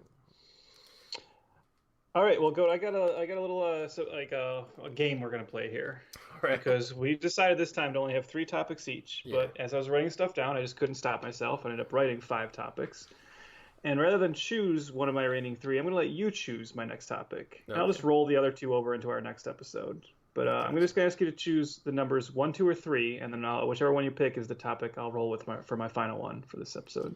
Well, maybe I shouldn't say this out loud, but 2 is my lucky number, so I'm going to go for 2. Okay. Well, you chose a good silly one to end on, I suppose. Although we still have your topic. Yeah. So I wanted this is fun. Then I want to talk to you. Then this is fun because we're just talking about like actors and the importance of actors and like franchise and stuff. So let's talk about Ernest. Okay. Yeah. Yeah. Love him.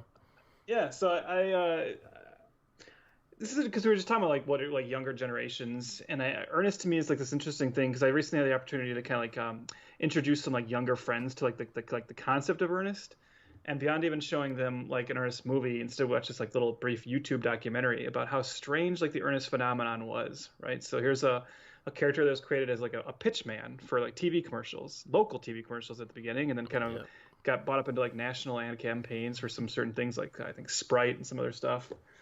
And then to like have like a commercial character like suddenly be given like a move like for like a children's TV show and then a series of movies, and such an odd series of movies too, right? Like really harkening back to like kind of old school, kind of like the almost like the Marx Brothers ish, right? Where you take, but even the Marx Brothers were playing different characters in every film. Yeah, that was like they were like always the Marx Brothers, but they were playing different variations on that. But Ernest is just always Ernest. Yeah. But he can be in a world where like he has to actually save Santa Claus. He can suddenly be living in a different town and have to fight trolls. Yeah. He can be sent to like prison and have to fight his own evil twin that he didn't know about. Yes. It's like all these different things. It's like and there's just nothing like that anymore. And I mean, so Bird, like our buddy Bird, we've often talked about how like the closest parallel today to Ernest is actually Medea. That's true. And that like Medea is like the singular character who's like in a bunch of different films based around her. But even that's slightly different because there is this like kind of all the Medea films do kind of slide into this like kind of somewhat continuity-driven universe of like supporting characters, whereas the Ernest movies, it's almost more like how do you take this one character and plop him into a different genre, and try it around. So I'm just curious to hear like I have a question I'm going to ask about in a moment, but just want to hear like, did you grow up with Ernest? Did you love Ernest? Which ones do you like the most? And I can talk about that. And then I have a question for you. Well, yeah, it's like, and I think this is like one of the topics where our age difference is really because I have a couple other friends who are obsessed with Ernest as well, and I think this is where our slight age difference is really going to come into play. So I was all in on Ernest.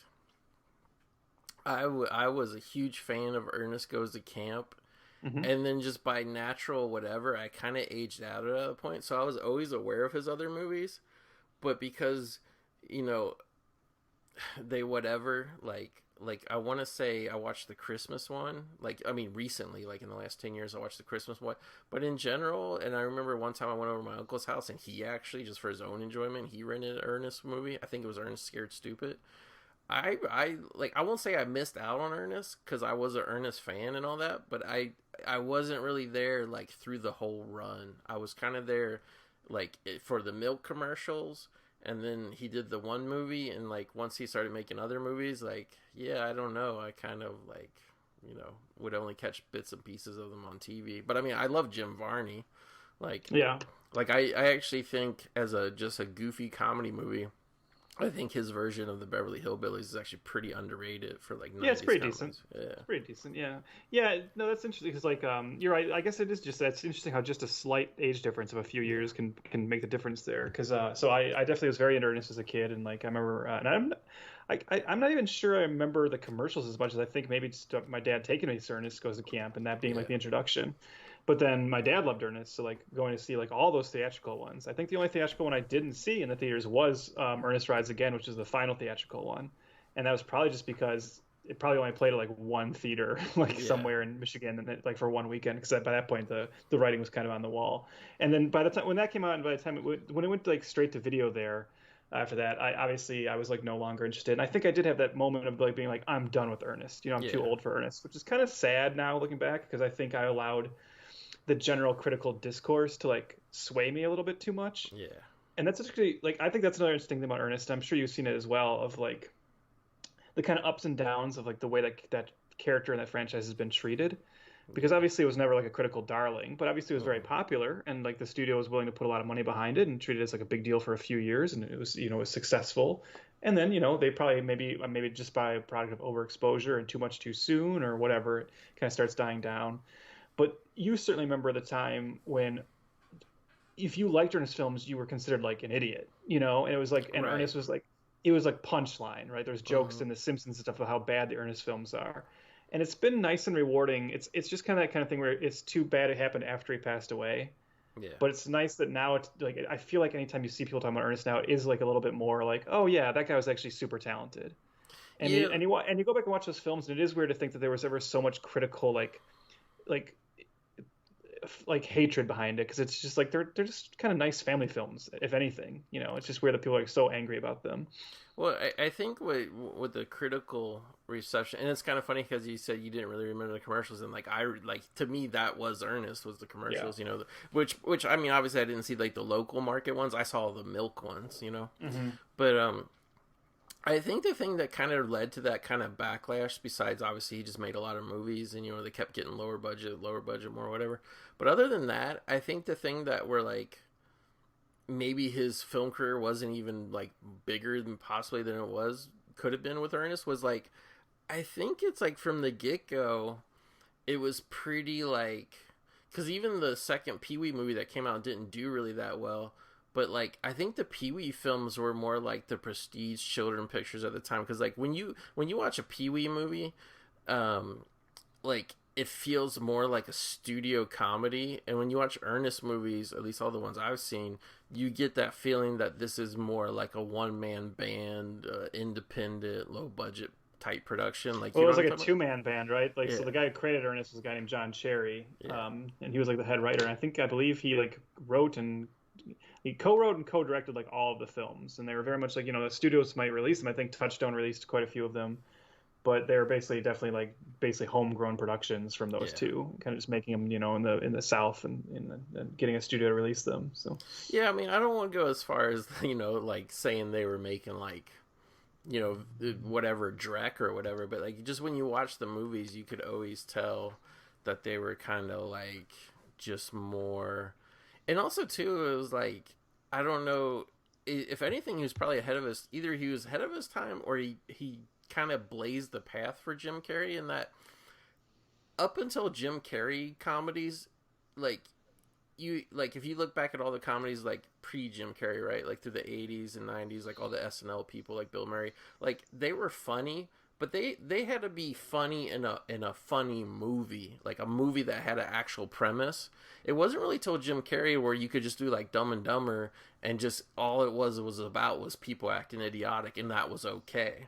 Mm-hmm. So I really think it's just one of those things where it's like the time period that the Ernest films came out, like, oh, you're just going to make a movie that's just about the same guy acting like a goober, and he's not even coming up with new characters. There's not really I mean, there was new plots, there was new premises, don't get me wrong, but it's like, these weren't full movies where he was like sharing the screen with other big names. I mean, there was recognizable people in them, but like he wasn't like co-starring with people. It was just he was always like the main guy, and I think that probably contributed to like there were kind of a little more like B-list pictures. But I mean, I have nothing but fond memories, and like the other stuff he would pop up in. Like I love Jim Varney, and when he passed away of I believe it was lung cancer, pretty damn young. Yep. I was like, Yeah. I was bummed. I was like, are you fucking kidding? Like in my mind, he was like mid-career, like he was still had places to go. You know what I mean? Yeah, that's interesting what you just said about how like you mentioned that like the how he was never kind of like paired up with anybody, and you're right. Like there's barely like recognizable people in his films. Like like the biggest kind of celebrities I can think of is popping up in Ernest films. Like you think of people like Eartha Kitt and Randall Tex Cobb. Right, it's like, and that's kind of like the one missing element. I mean, I wonder if that character could have hung on to be like a little bit more relevant, you might have gotten to that kind of that more of a direction of being like two-handers, right? Like, what happens if Ernest meets Jackie Chan or something? That kind of ability to resuscitate the character that way. But yeah, no, I was just curious. I love, so like my favorite is Ernest Goes to Jail. I think that's like a legit, like very, very funny film. And Ernest Scared Stupid is a pretty perennial October watch for me. I think it's like one of the better like kids Halloween movies. Yeah. But yeah, it's just interesting to me that like here's a character who like was actually like. It was Disney, Disney plucked that character up from, I believe the story is that, they saw how popular it was in the commercials. I think they had him host like a TV special about Disneyland or something, or he was part of like a parade at Disneyland, and they saw how popular he was. And they were like, well, let's give this guy a movie. And, just like, so he's kind of like this like lost part. I feel like there's to some degree, he's like a lost part of Disney history where people forget that. Oh, no, that's dude.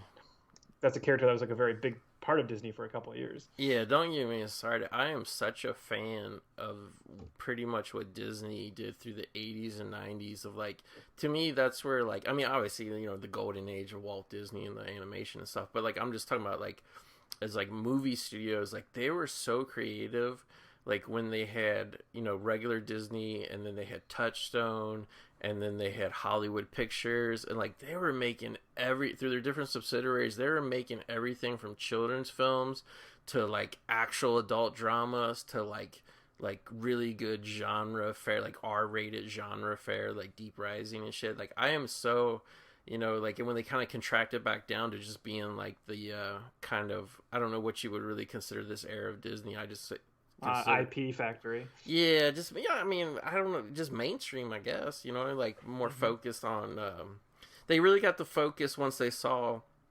that how neglected the female market was, or I mean, well, female, but the young girl market with the Disney princess shit. Once that took off, like they really like cut this other shit off. Like we don't need to make regular movies. Like we make movies that are focused for our demographic only. And but yeah, I love Disney in the 80s and 90s, and like, because you said like the kind of, I guess, critical or just fan or cult reappraisal that happened for his movies happened after he died. It's a shame, but I could totally see just like the way they plucked Pee-wee out. Like, I mean, I think if he would have hung on, and I don't know how old Jim Varney would have been, right now, probably in his 70s or close to it.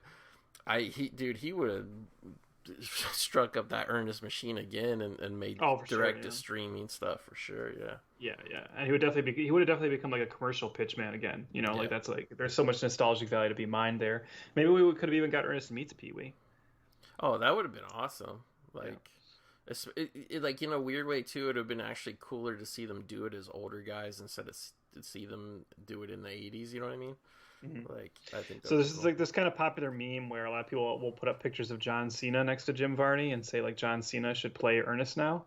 And it's kind of a question I want to run by you of like, so I was just like, not a serious question, obviously, but like, do you think that the Ernest character? So there actually was John Cherry a few years ago attempted to like revive the Ernest character Mm, with like a new actor playing it, and I don't know how far that went. I think they maybe just a couple like brief online videos, and I'm guessing the reaction to it was not great, you yeah. know.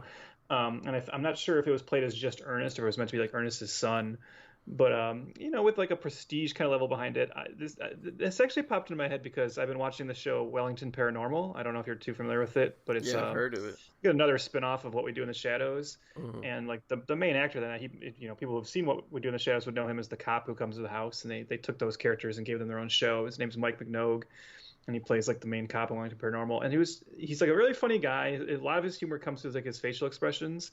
And I was just watching an episode like earlier today, and like I was just thinking like, this is like a crazy thought, but if they ever like rebooted Ernest, I could see this guy playing Ernest. Do you think that character is just too much? Like you couldn't actually pull that off? Yeah. Well. First of all, here's the thing: is I believe in the value of the character as a character. Hmm. When you're going into a live action, whatever you want to call it, reboot, readaptation with a new person playing Ernest, I don't think it. I don't think it quite works because the people are nostalgic, like you and me, like like our generation, the people that grew up with Ernest, like they're not gonna really be attracted to Yeah. a new person playing Ernest. I think you go more in the direction they kind of went back in the day where he had the doll and everything, the Ernest doll. I think you lean into the animation aspect and you make the character in the animation look just like Jim Varney did, and you get a sound-alike actor. And I think that way maybe you could get the younger generation that you clearly want, and you could get the older people like us would be like, okay, like at least they're paying tribute to the man instead of just having somebody like just come do his shtick. Because it's like, I'm trying to think, what was the film series? Well, actually, never mind. Forget that. I think they kind of proved that you got a hard road to go up. Remember a couple years ago, wasn't the Fairley Brothers try to redo the Three Stooges? Yeah. Yeah, well, that's the thing. Like, so I was just, you're right, because I was, when you said the thing about, with the voice work, you can pay tribute without it being doing a shtick. Because on my other podcast recently on Failure to Franchise, I was talking to my co-host Chris about how we have this like kind of long running disagreement where he is very anti the idea of anybody playing Indiana Jones besides Harrison Ford. Mm. And we talked about this on our solo episode actually, and I mentioned how like it doesn't bother me because like I think, and I said like in my opinion almost any character can be played by multiple actors, and the only reason you think that's not the case is because you've only seen one actor play it so far. But like let's not forget there was a time when people didn't think James Bond could be anybody but Sean Connery, and like these things, like I believe these characters can be reborn. But I guess the one difference is if the character is actually nothing but mannerisms, then that's kind of impossible to do. Right. Because you're right, like there's no actual, like Indiana Jones is not just Harrison Ford mannerisms. That's a character who has like an interesting job and an interesting like outlook and this like kind of mission. So it's like another actor can probably pick that up and find an interesting inroad into it, and even have different mannerisms and still feel like the character. Yep. But something like Ernest or like a Mr. Bean, like there's not actual character there. We don't care about the interiority of that character. We only care about the funny faces and verbal tics that Jim Varney's doing. So Right. the only way to like recreate that character is to just do an imitation, and that's the problem. Yeah, and it's people say I don't want to see anybody other than Harrison Ford play Indiana Jones. It's like, well, you're kind of too late on that because many actors actually have played Harrison Ford. Yeah. I mean, they did a TV show where obviously they had the young version, Sean Patrick Flannery.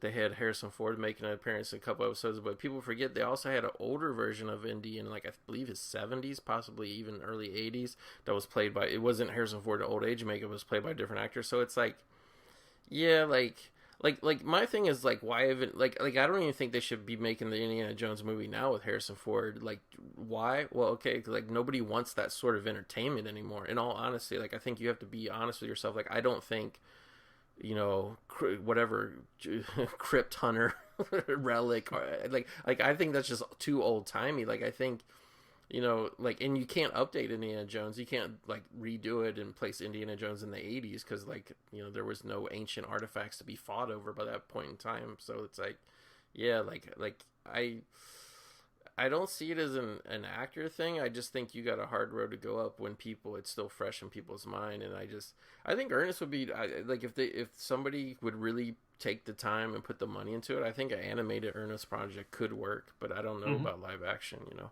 Yeah, no, I agree. I mean, you know me.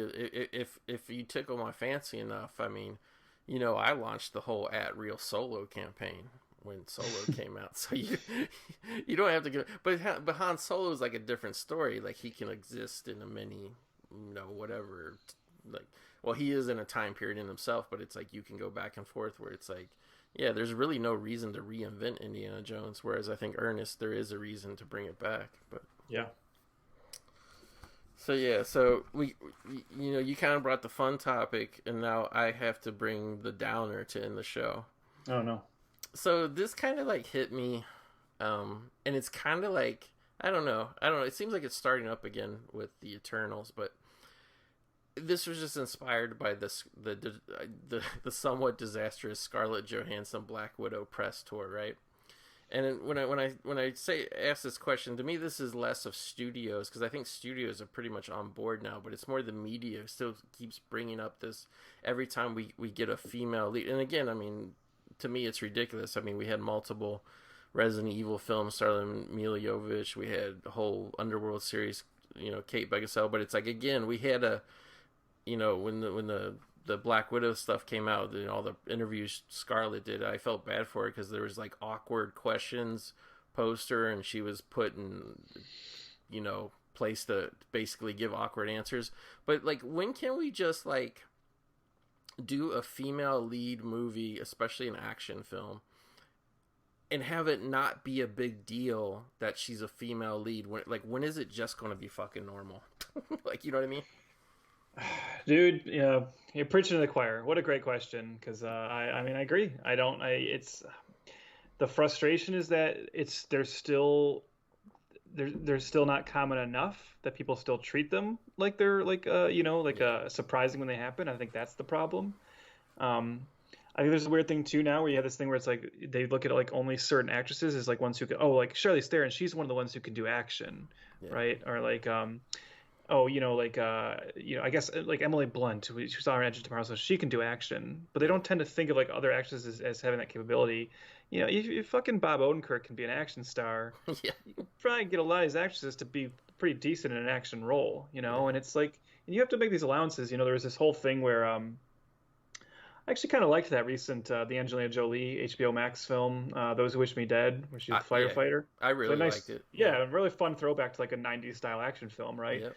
And he's like, people are saying like, she's way too tiny to be a firefighter, and it's not believable. It's like, nobody would give a shit. Like, nobody would have those kind of complaints if it was a guy, right? It's like, who gives a shit? That's not.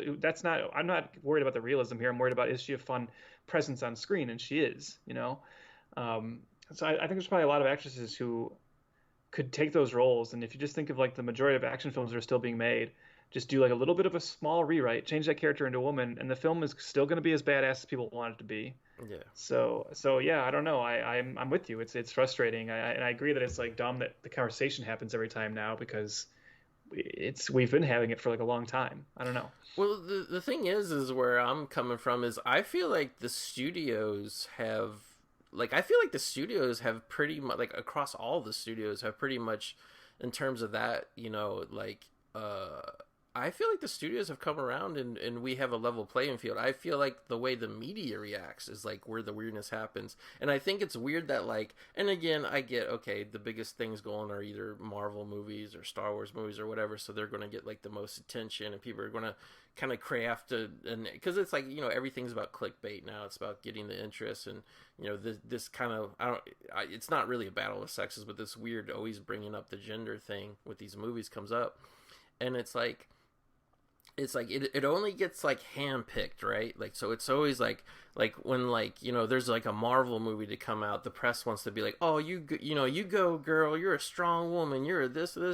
But like when Maggie Q has a movie come out last week, nobody wants to talk about it. So it's like, as a media or fans or whoever is always dragging this bullshit up, do you actually care that there's a woman doing awesome action, or do you like, is it just only when it like suits your needs, when you can get a lot of clicks on a Marvel story, you know what I mean? Like, and you know, there's kind of become this thing too, like where the media's fighting back because a lot of the fans are you know, and I'm sure it's like snickering too. It's meant to be sarcastic, but a lot of people are starting to call the MCU the MCU, and like there's like oh, this misogyny, this whatever. I'm like, as long like I don't, it's like as long as it's mathematically accurate, if like the next whatever 5 projects coming out are led by women, like okay, call it the MCU. I don't care. That's not fucking hurting anybody's feelings. That's the truth, you know.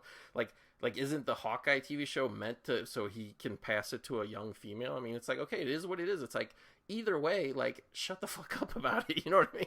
It's like, how much of it do you think is the media feeling like they, and like whether this is right or wrong, how much of it is that they feel like they have to like be instantly defensive and reflexive to the stupid minority of like, you know, Twitter and YouTube sexist morons who still complain about things like the MCU, right? And then, you know, and like you'll see them like these are the people who, you know, I saw this in like the wake of Suicide Squad. Now, I don't know how you felt about Birds of Prey. I really enjoyed that film. oh, I like it a lot. Yeah, Yeah, I've seen it like twice.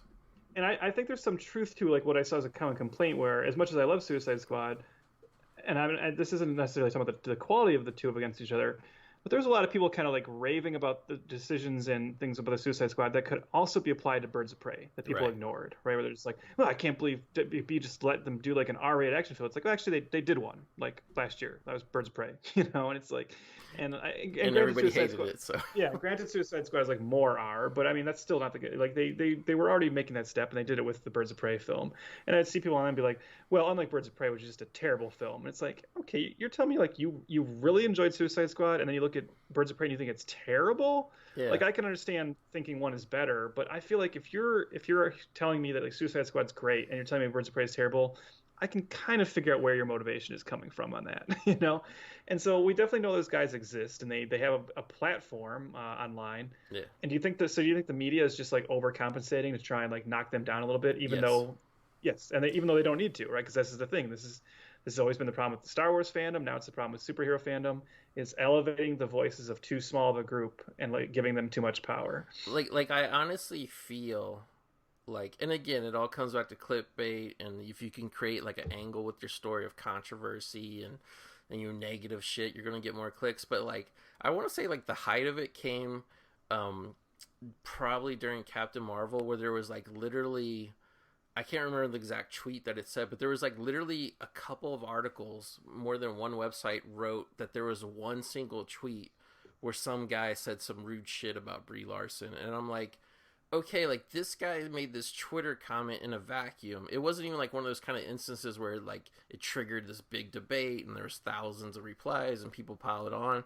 And it's like, you actually wrote more articles and like for one shitty comment, mean comment, you wrote like 3 or 4 articles that then amplified this. And it's like, you know, it's like you can't overblow the problem bigger than the problem really is, if that makes any sense. Like you can't scream about misogyny nonstop and how out of control it is when it's like a very vast minority of people doing it. You know what I mean?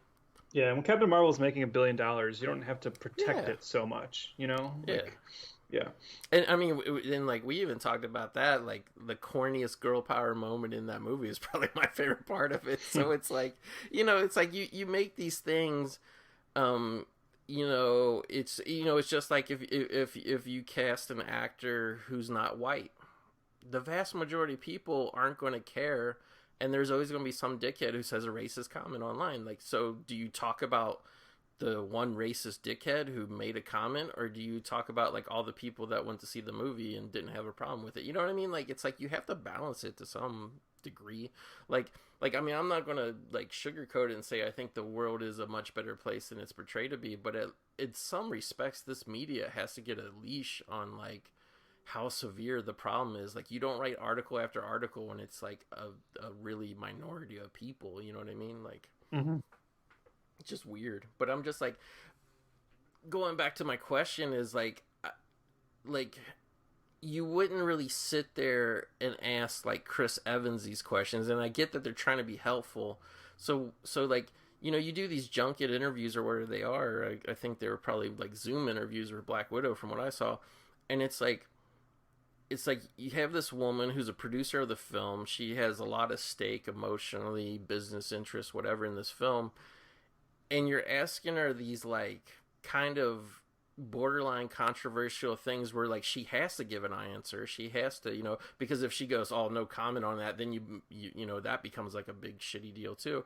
So like you put her, and then you run the headline, Scarlett Johansson says this or Scarlett Johansson says that, and it's just like, you think you're helping, but you're actually in a weird way like kind of you're the sexist, because you know, when they do these interviews, they're just there to smile and promote a movie, in all honesty, and like you're putting the women in like a dicier situation than you would put a male star. You know what I mean? Yeah, I don't know. I mean, I would like to say maybe it'll change soon, but I don't think it will. I think we're just going to keep dealing with this over and over and over again. I think you know, we're going to have like the next 6 years of the MCU is going to be like more female-led stuff, and people are still going to act like it's like it means something each time. Or and I'm not that I'm saying it doesn't mean something, but you know what I mean. Like they're gonna have the wrong reaction to it. Yeah, I agree 100%, and it's just like because I mean, we don't need to go over it. I'm sure people listening to this, there's probably a good chunk of the population, Trev, who actually does not worship the altar of Mila Jovovich the way we do. But so I'm sure when we sit there and gush about how she's like our favorite action star, there's probably people who are like, oh, just stop fucking talking about her already.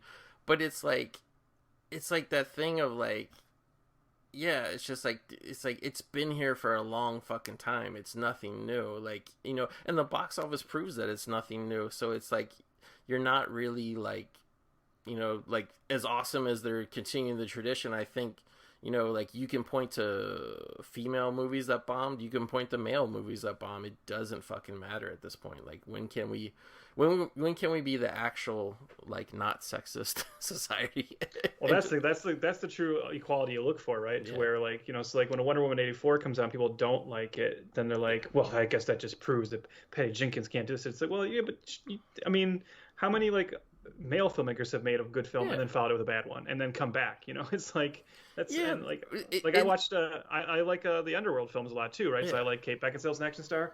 I watched that film Jolt on Amazon, and I wasn't super impressed with it. And it's not like, well, I guess this proves women can't make an action film. It's just like, oh no, this is kind of like how some Jason Statham movies are good and some of them are trash. You know, like exactly. Yeah, we just need to, you know, get over it already. And like also too, it's like, you know, this whole thing of like coming out and proclaiming like, oh, you know, the press is like, this film has a strong like female lead. It's like, shouldn't the critics and like the audiences who pay to see the movie, shouldn't they determine who's strong and who's not? Like, you know what I mean? Like that's like a weird whole other topic, but it's just like, I don't know. It's just like, it's like, you know, you don't have to portray, just like you don't have to portray every man the same way, you don't have to portray every woman the same way too. You know what I mean? Like there can be room for difference and like actual diversity, you know?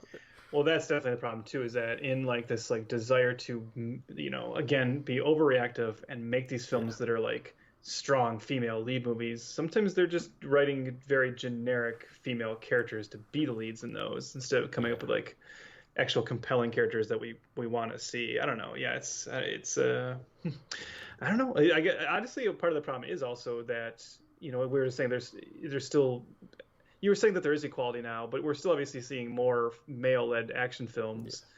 If like there could be like more women in positions of power in Hollywood, you know, to beat a very dead horse, but maybe we get to see more films like, you know, and finally the discourse could start swinging the other way. But I don't know. Again, this is probably a good thing about streaming, is I think streaming is going to allow for a lot of opportunities of like female-led action films that wouldn't be coming out to theaters. I think you're already seeing that a little bit with like, you know, Charlize Theron getting like you know, the old guard getting her own action franchise on Netflix, and you know, I just think you're going to see more stuff like that, and hopefully that'll start to turn the tide. I don't know. We'll see. You know, it's kind of funny too, because like, you know what's annoying when like they make like this is like another like borderline weird sexist thing, but every time they make a female like hard R action movie now, you know, like like Atomic Blonde. Like everybody's like, oh, this is a female John Wick. This is a female John Wick, and I'm like, what? Like John Wick was not like the only action character ever created. You know what I mean? Like that's just happening to action in genre or in general right now, though, right? Is that like action and horror are the two genres that are like the most reactionary and follow trends. And I feel like we are still very much in a post John Wick world in action where everything wants to fit into that mold. No, don't get me wrong. I loved Nobody. It's like one of my favorite films of the year. But then you look at like Nobody, look at like something like Gunpowder Milkshake, which is another film that could fit into this discussion. And it's like, oh, everybody's trying to do that John Wick thing right now, right? Of like this like assassins in a world that has all these rules you didn't know about, and it's like, oh, okay, like when are we going to move beyond this? You know, we're soon gonna have the fourth John Wick movie. Do we still need to live in a world where everything else is trying to be that franchise? I don't think so. Well, you know what's so odd to me too, because I mean we talked about this I think last time or somewhat soon, is like, you know, I did like the John Wick rewatch this past year, and like if you look it up, if it wasn't Lionsgate who made the first John Wick movie, meaning like a smaller studio with a lack of hits, like if Sony or Paramount would have, or somebody like that would have made John Wick, like I don't think we ever would have got a sequel, because those movies, like like the action fans talk them up, but they act like it's like they put it in the same class of like Marvel or something, like it's this thing that everybody loves, and the grosses are like, they're very respectable, you know, compared to the budgets of the films, but they're really not that big of hits. So like for those to be the movies that everybody wants to copy, it's like, oh, okay, like at best case scenario, if you got John Wick like box office, you still wouldn't be making that much. So why, instead of just innovating and doing your own thing, like why rip it off so hard? You know what I mean? Just weird. But yeah, I mean, that puts us right about 2 hours. I think this was a good conversation, you know? It's like a lot of these topics, it's like, I'm like, oh, like I want to ask Trev this, and then you give me your answer, and then my mind starts working, and I start coming up with other like things like, oh yeah, and then this and this. Just, yeah, this is a lot of fun. Unfortunately, we didn't have time to talk about Space Jam: A New Legacy. But... Well, that's all right. I didn't watch it. So, I will say that was like, because I was trying to do the HBO trifecta or whatever, like watching all those theatrical release films, Trev, and I was like, fuck it, Space Jam's gonna fuck it up. Because I mean, I hate LeBron James. Like, I love Michael Jordan. I didn't even like Michael Jordan doing Space Jam. I think it kind of like stole some of his coolness. You know what I mean? And I'm like, oh, it's so disgusting. Like, how dare he come remake Michael Jordan's movie? And then like I was like, oh, I don't know if I can watch. I sat down and watched it. I'm like, this is actually good, because they actually made LeBron the villain. They made him a terrible father. So it was like actually like the cartoon characters had to come and like defeat his shittiness. So I was like, yeah, it was actually okay. I'm actually okay with Space Jam: New Legacy. So. Oh, wow, what a hot take. It is a hot take. All right, so I guess that's it. Again, always beating down the doors with failure to franchise. That solo episode, you guys made my dream come true with that one.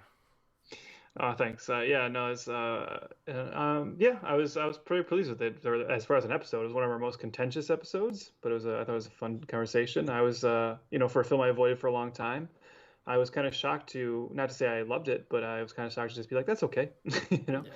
Yeah. But no, we got some exciting stuff coming up for that show, for Failure Franchise. We're through September and October. We are looking at the Journey to the Dark Universe. We're going to look at the kind of decades-long quest of Universal to relaunch their Universal monsters with Van Helsing, the Wolfman, Dracula Untold, and the Mummy. And then I think you're going to dig this, Goat. I'll drop the news here. We have something very special planned for November. We're going to be doing something called Noyce November, which is 2 films from director Philip Noyce. We are looking at Salt, and then we're looking at Blind Fury with Rutger Hauer. Wow. Yeah. Talk about a career spanning decades. Those 2 films are what, about 20 years apart. Yeah. This actually just kind of came about because I'm sure we'll tell this story again on the episode, but during our regular Chris and I are part of a regular movie night with some guys, and we've been kind of watching a lot of, like I mentioned earlier, watching a lot of like mid to late 80s and 90s action films, and we were kind of in the mood to just watch something like kind of goofy, and some of us were like, I remember this Blind Fury movie being on cable all the time when I was young, but don't remember too much about it. watched it and actually were like really into it, and then looked it up, and sure enough, like there was a sequel planned as they were making that film, and it never materialized. So then we just happened to be looking at Philip Noyce's filmography and realized he directed a couple other movies on our list, so it all came together. Yeah, I remember Blind Fury being a legit sleeper hit on home video. Yeah, and that's just another one where I feel like just kind of those ones where, man, every time I would turn on the TV, you know, I was on one of the movie channels had Blind Fury on. Yeah. And you don't have to give a super detailed answer, but one thing I've been wanting to ask you, because you actually are somewhat of a comic book expert, Trev, because you also have another podcast called Days of Future Podcast examining the X-Men. So, I mean, you keep up with, very heavily citing the comic book things. Dude, I've been seeing like a video apocalypse on YouTube of guys who comment on entertainment stuff, a lot of movie stuff. So I watch some and then the algorithm throws me the other videos. There are so many people declaring the death of comic books now. Like, how bad is this problem? Like, to the point where I guess apparently a lot of creators are even leaving Marvel and DC and going to like these kind of like self-funded, fan-funded projects. Like, is it really as bad as everybody's making it out to be? It's hard to say. Like I'm not. I do still love comic books. I still read comic books. I wouldn't say I pay enough attention to the business aspect to tell you like how dire sales might be right now or anything compared to like a few years ago. I will say that if you head into a comic book store right now, what you will see a lot is suddenly very reminiscent of like the late 80s and like maybe even lesser degree early 90s to me. There's suddenly like this explosion of secondary publishers. So for like the last like kind of decade plus or last couple decades, the industry was really just completely dominated by Marvel, DC, and then right below them to a lesser degree, Image and Dark Horse, right? And those were like kind of like the four companies everyone knows. Yeah. Dark Horse kind of being the longest running like indie company, and then Image kind of is coming along, and Image's identity really changing over the years. As maybe a little bit of scope. Like Image initially started as like meant to be a primary competitor to Marvel and DC, and then was for a while. There was a period where it actually overtook them in sales, a brief moment. But over time, Image stopped being like its own superhero universe and instead became a kind of a publishing house for creator-owned titles. So like Spawn and Savage Dragon from the original run still exist, but most Image books now are just kind of their own thing. Like creators are allowed to come to Image, come up with their own concept. Image will publish it, but the creator retains all the rights to it. But they're still doing very well for that reason. And now you're seeing like a bunch of other companies that kind of do a similar thing. So I think what those videos might be referring to is because there's suddenly so many other publishing houses that are allowing for more creative freedom in their storytelling and for creator-owned rights, I think you are seeing the big creators maybe a little bit more hesitant to sign these like long deals with Marvel and DC, and there's just like more variety for them. So for fans, it's like kind of a good period, I think, because a lot of these like great creators right now have very interesting books coming out that have nothing to do with Marvel and DC. I think some aspects of Marvel and DC feel a little creatively stagnant right now. Now, luckily for me, my podcast is about the X-Men, which is currently in the midst of like this huge, gigantic creative resurgence. The current era of the X-Men is fantastic, thanks to the work of some writers over there doing a kind of this complete narrative overhaul of it, which you can listen to our show to hear us talk about. But other areas of Marvel and certainly some areas of DC are kind of like, oh, really? That's just more of this, huh? So, yeah, I don't know. But it's always it's all cyclical. It all comes in waves. It all ups and downs. Comic books aren't going anywhere. I think you're definitely going to see a shift in, maybe like monthly books in the current format that exist might go away because I don't know if anyone can financially keep up with them. Yeah. I think you're going to see a lot more a transition to like digital reading and trade paperback as being the primary formats. But yeah, there was a long rambling answer to your question. But no, yeah, it's perfect because the kind of news story that broke, I want to say like about a month or two ago, that kind of opened my eyes to be like, oh, maybe these guys are like kind of, because I mean, as far as just fan, dissatisfaction, like as much as everybody loves Marvel MCU movies, it seems like a lot of longtime comic book readers are so critical of the Marvel actual comic books now. But one thing that opened my eyes that were like, oh, maybe this is just like less disgruntled fans and maybe there's some truth to this. So there's like this story, and again, I'm sorry for all you guys into like Japanese stuff, but I'm very ignorant about it. But there was like, I can't remember the title. It was like apparently like some big giant Japanese manga book came out, and it was like, when it came out, it supposedly sold more copies than all DC titles and all Marvel titles combined for that week. And I was like, holy shit, if that's happening, like, how bad are the sales for these Marvel and DC titles, you Well, know? no, so I mean that's it's kind of more that manga is enjoying a huge boom period right now, Yeah. and that is fed. So as someone who works in Barnes and Noble, I can talk to you about this. This the manga explosion that's happening right now is very very heavily fed by TikTok. Wow. Really? TikTok culture, like there's a whole thing with like called if like so for young people, there's a gigantic subsection of TikTok known as like book talk, with kids making these minute long videos where they like recommend books they've read recently, and then obviously like manga has become a big part of that too. And this is actually something that I would talk to people at the Barnes and Noble I work at with like some level of frustration for myself. I have nothing against manga, but we have so like manga right now is just having this huge boom period. We've had to expand our manga section. It's just like it's become a very big part of the sales for Barnes and Noble. And I've seen this happen. This is again like I've told young people, and they don't want to believe me. I said this isn't going to last.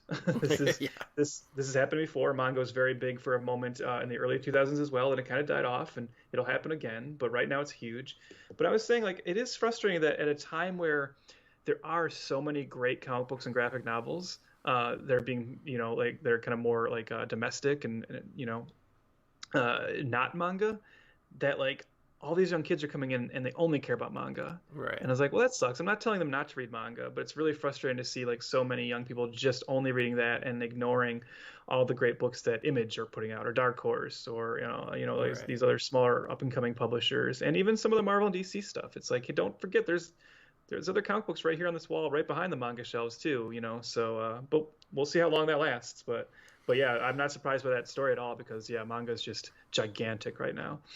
Maybe that will be the wave of like 10 years from now. It's like maybe the manga market will crash, like in terms of book sales, but then that will be the new ground for adapting every movie. Instead of MC and DC, MCU and DC, manga will just be having movie adaptations out the ass. It could be. That's like the one interesting thing is like as big as like manga is, it's like a sales force right now and is like a cultural thing. It's surprising to me that like you're not seeing more like Hollywood adaptations of it. But the interesting thing about that is that whereas like superhero stuff, superhero comic books are often considered like American mythology. The American audience, who all these kids who come in and like lap up all this manga, they are very, very suspicious of any kind of American attempt to adapt it. So you have like the other day, like the images coming out of the Cowboy Bebop live action show on Netflix, and some people like me are excited for it, and you see a lot of other people just saying like, how dare any like American company try to do Bebop, and Right. there's been like long people trying to get Akira made for a long time, and people you and I know people who said like like nobody who's in Japanese should make Akira, so it's just like you have a higher hurdle too when you decide to do manga, because your audience is already like, you're not the people who should be doing it. So yeah, I was gonna ask you, is it so big that we're at the point now where, because how anime has such an influence on American animators over the last 20 years, that you see a lot of American animation that's very reminiscent of anime. Is it to the point where is there any Americans, or maybe not even Americans, maybe people from Europe or anywhere, also trying to like put out their own manga, or is it like just strictly the Japanese stuff that the kids want? it pretty much is strictly Japanese. That's kind of that's an interesting question. You don't see too much crossover there. There was definitely a movement, particularly in the early 2000s, of the American companies like DC, or more actually I think Marvel's kind of more on board with this, trying to bring over some of the manga artists, like the more famous manga artists, to do like specials. I remember there was a Wolverine miniseries called Wolverine Snicked, that was like a Wolverine book done in a manga style.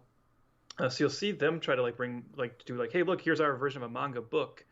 And you'll see like manga like versions of like they'll do like there's a Marvel Zombies manga book, but it's very much just done in the traditional manga style by Japanese artists. Right. You're not seeing like American or other international artists jump into that world. And I don't know if there's like an inroad for them to do it. I don't know if that's like, I don't know if it's the culture itself that doesn't let them in, or if it is the audience that just says like, no, this isn't your place. Hey, Trev, have you ever seen that movie called Demon Lover? I mean, a long time ago. Oh, I love that movie. That's just talking about anime and manga. That's what came up. So yeah, so this is our abbreviated version of movie talk. Instead of 3 hours, it's going to be about 2 hours 15 minutes. So I hope we didn't wear your guys' ears out too much. But again, as always, Trev, this is really fun, and I'm sure, you know, if we don't do this before the end of the year, we'll probably do it really early next year. So you know. But just there's always interesting shit to come up with. So again, Trev, thanks a lot, man, and the listeners, thank you guys. It seemed like you guys liked the last episode. Hopefully you enjoy this one as well. Till next time, I was gonna say we'll see you here in the movie graveyard, but like maybe we'll see you in like the whatever Trev and Goat's fucking movie basement or wherever this is called. All right, everybody, take care. We'll talk to you soon. See ya.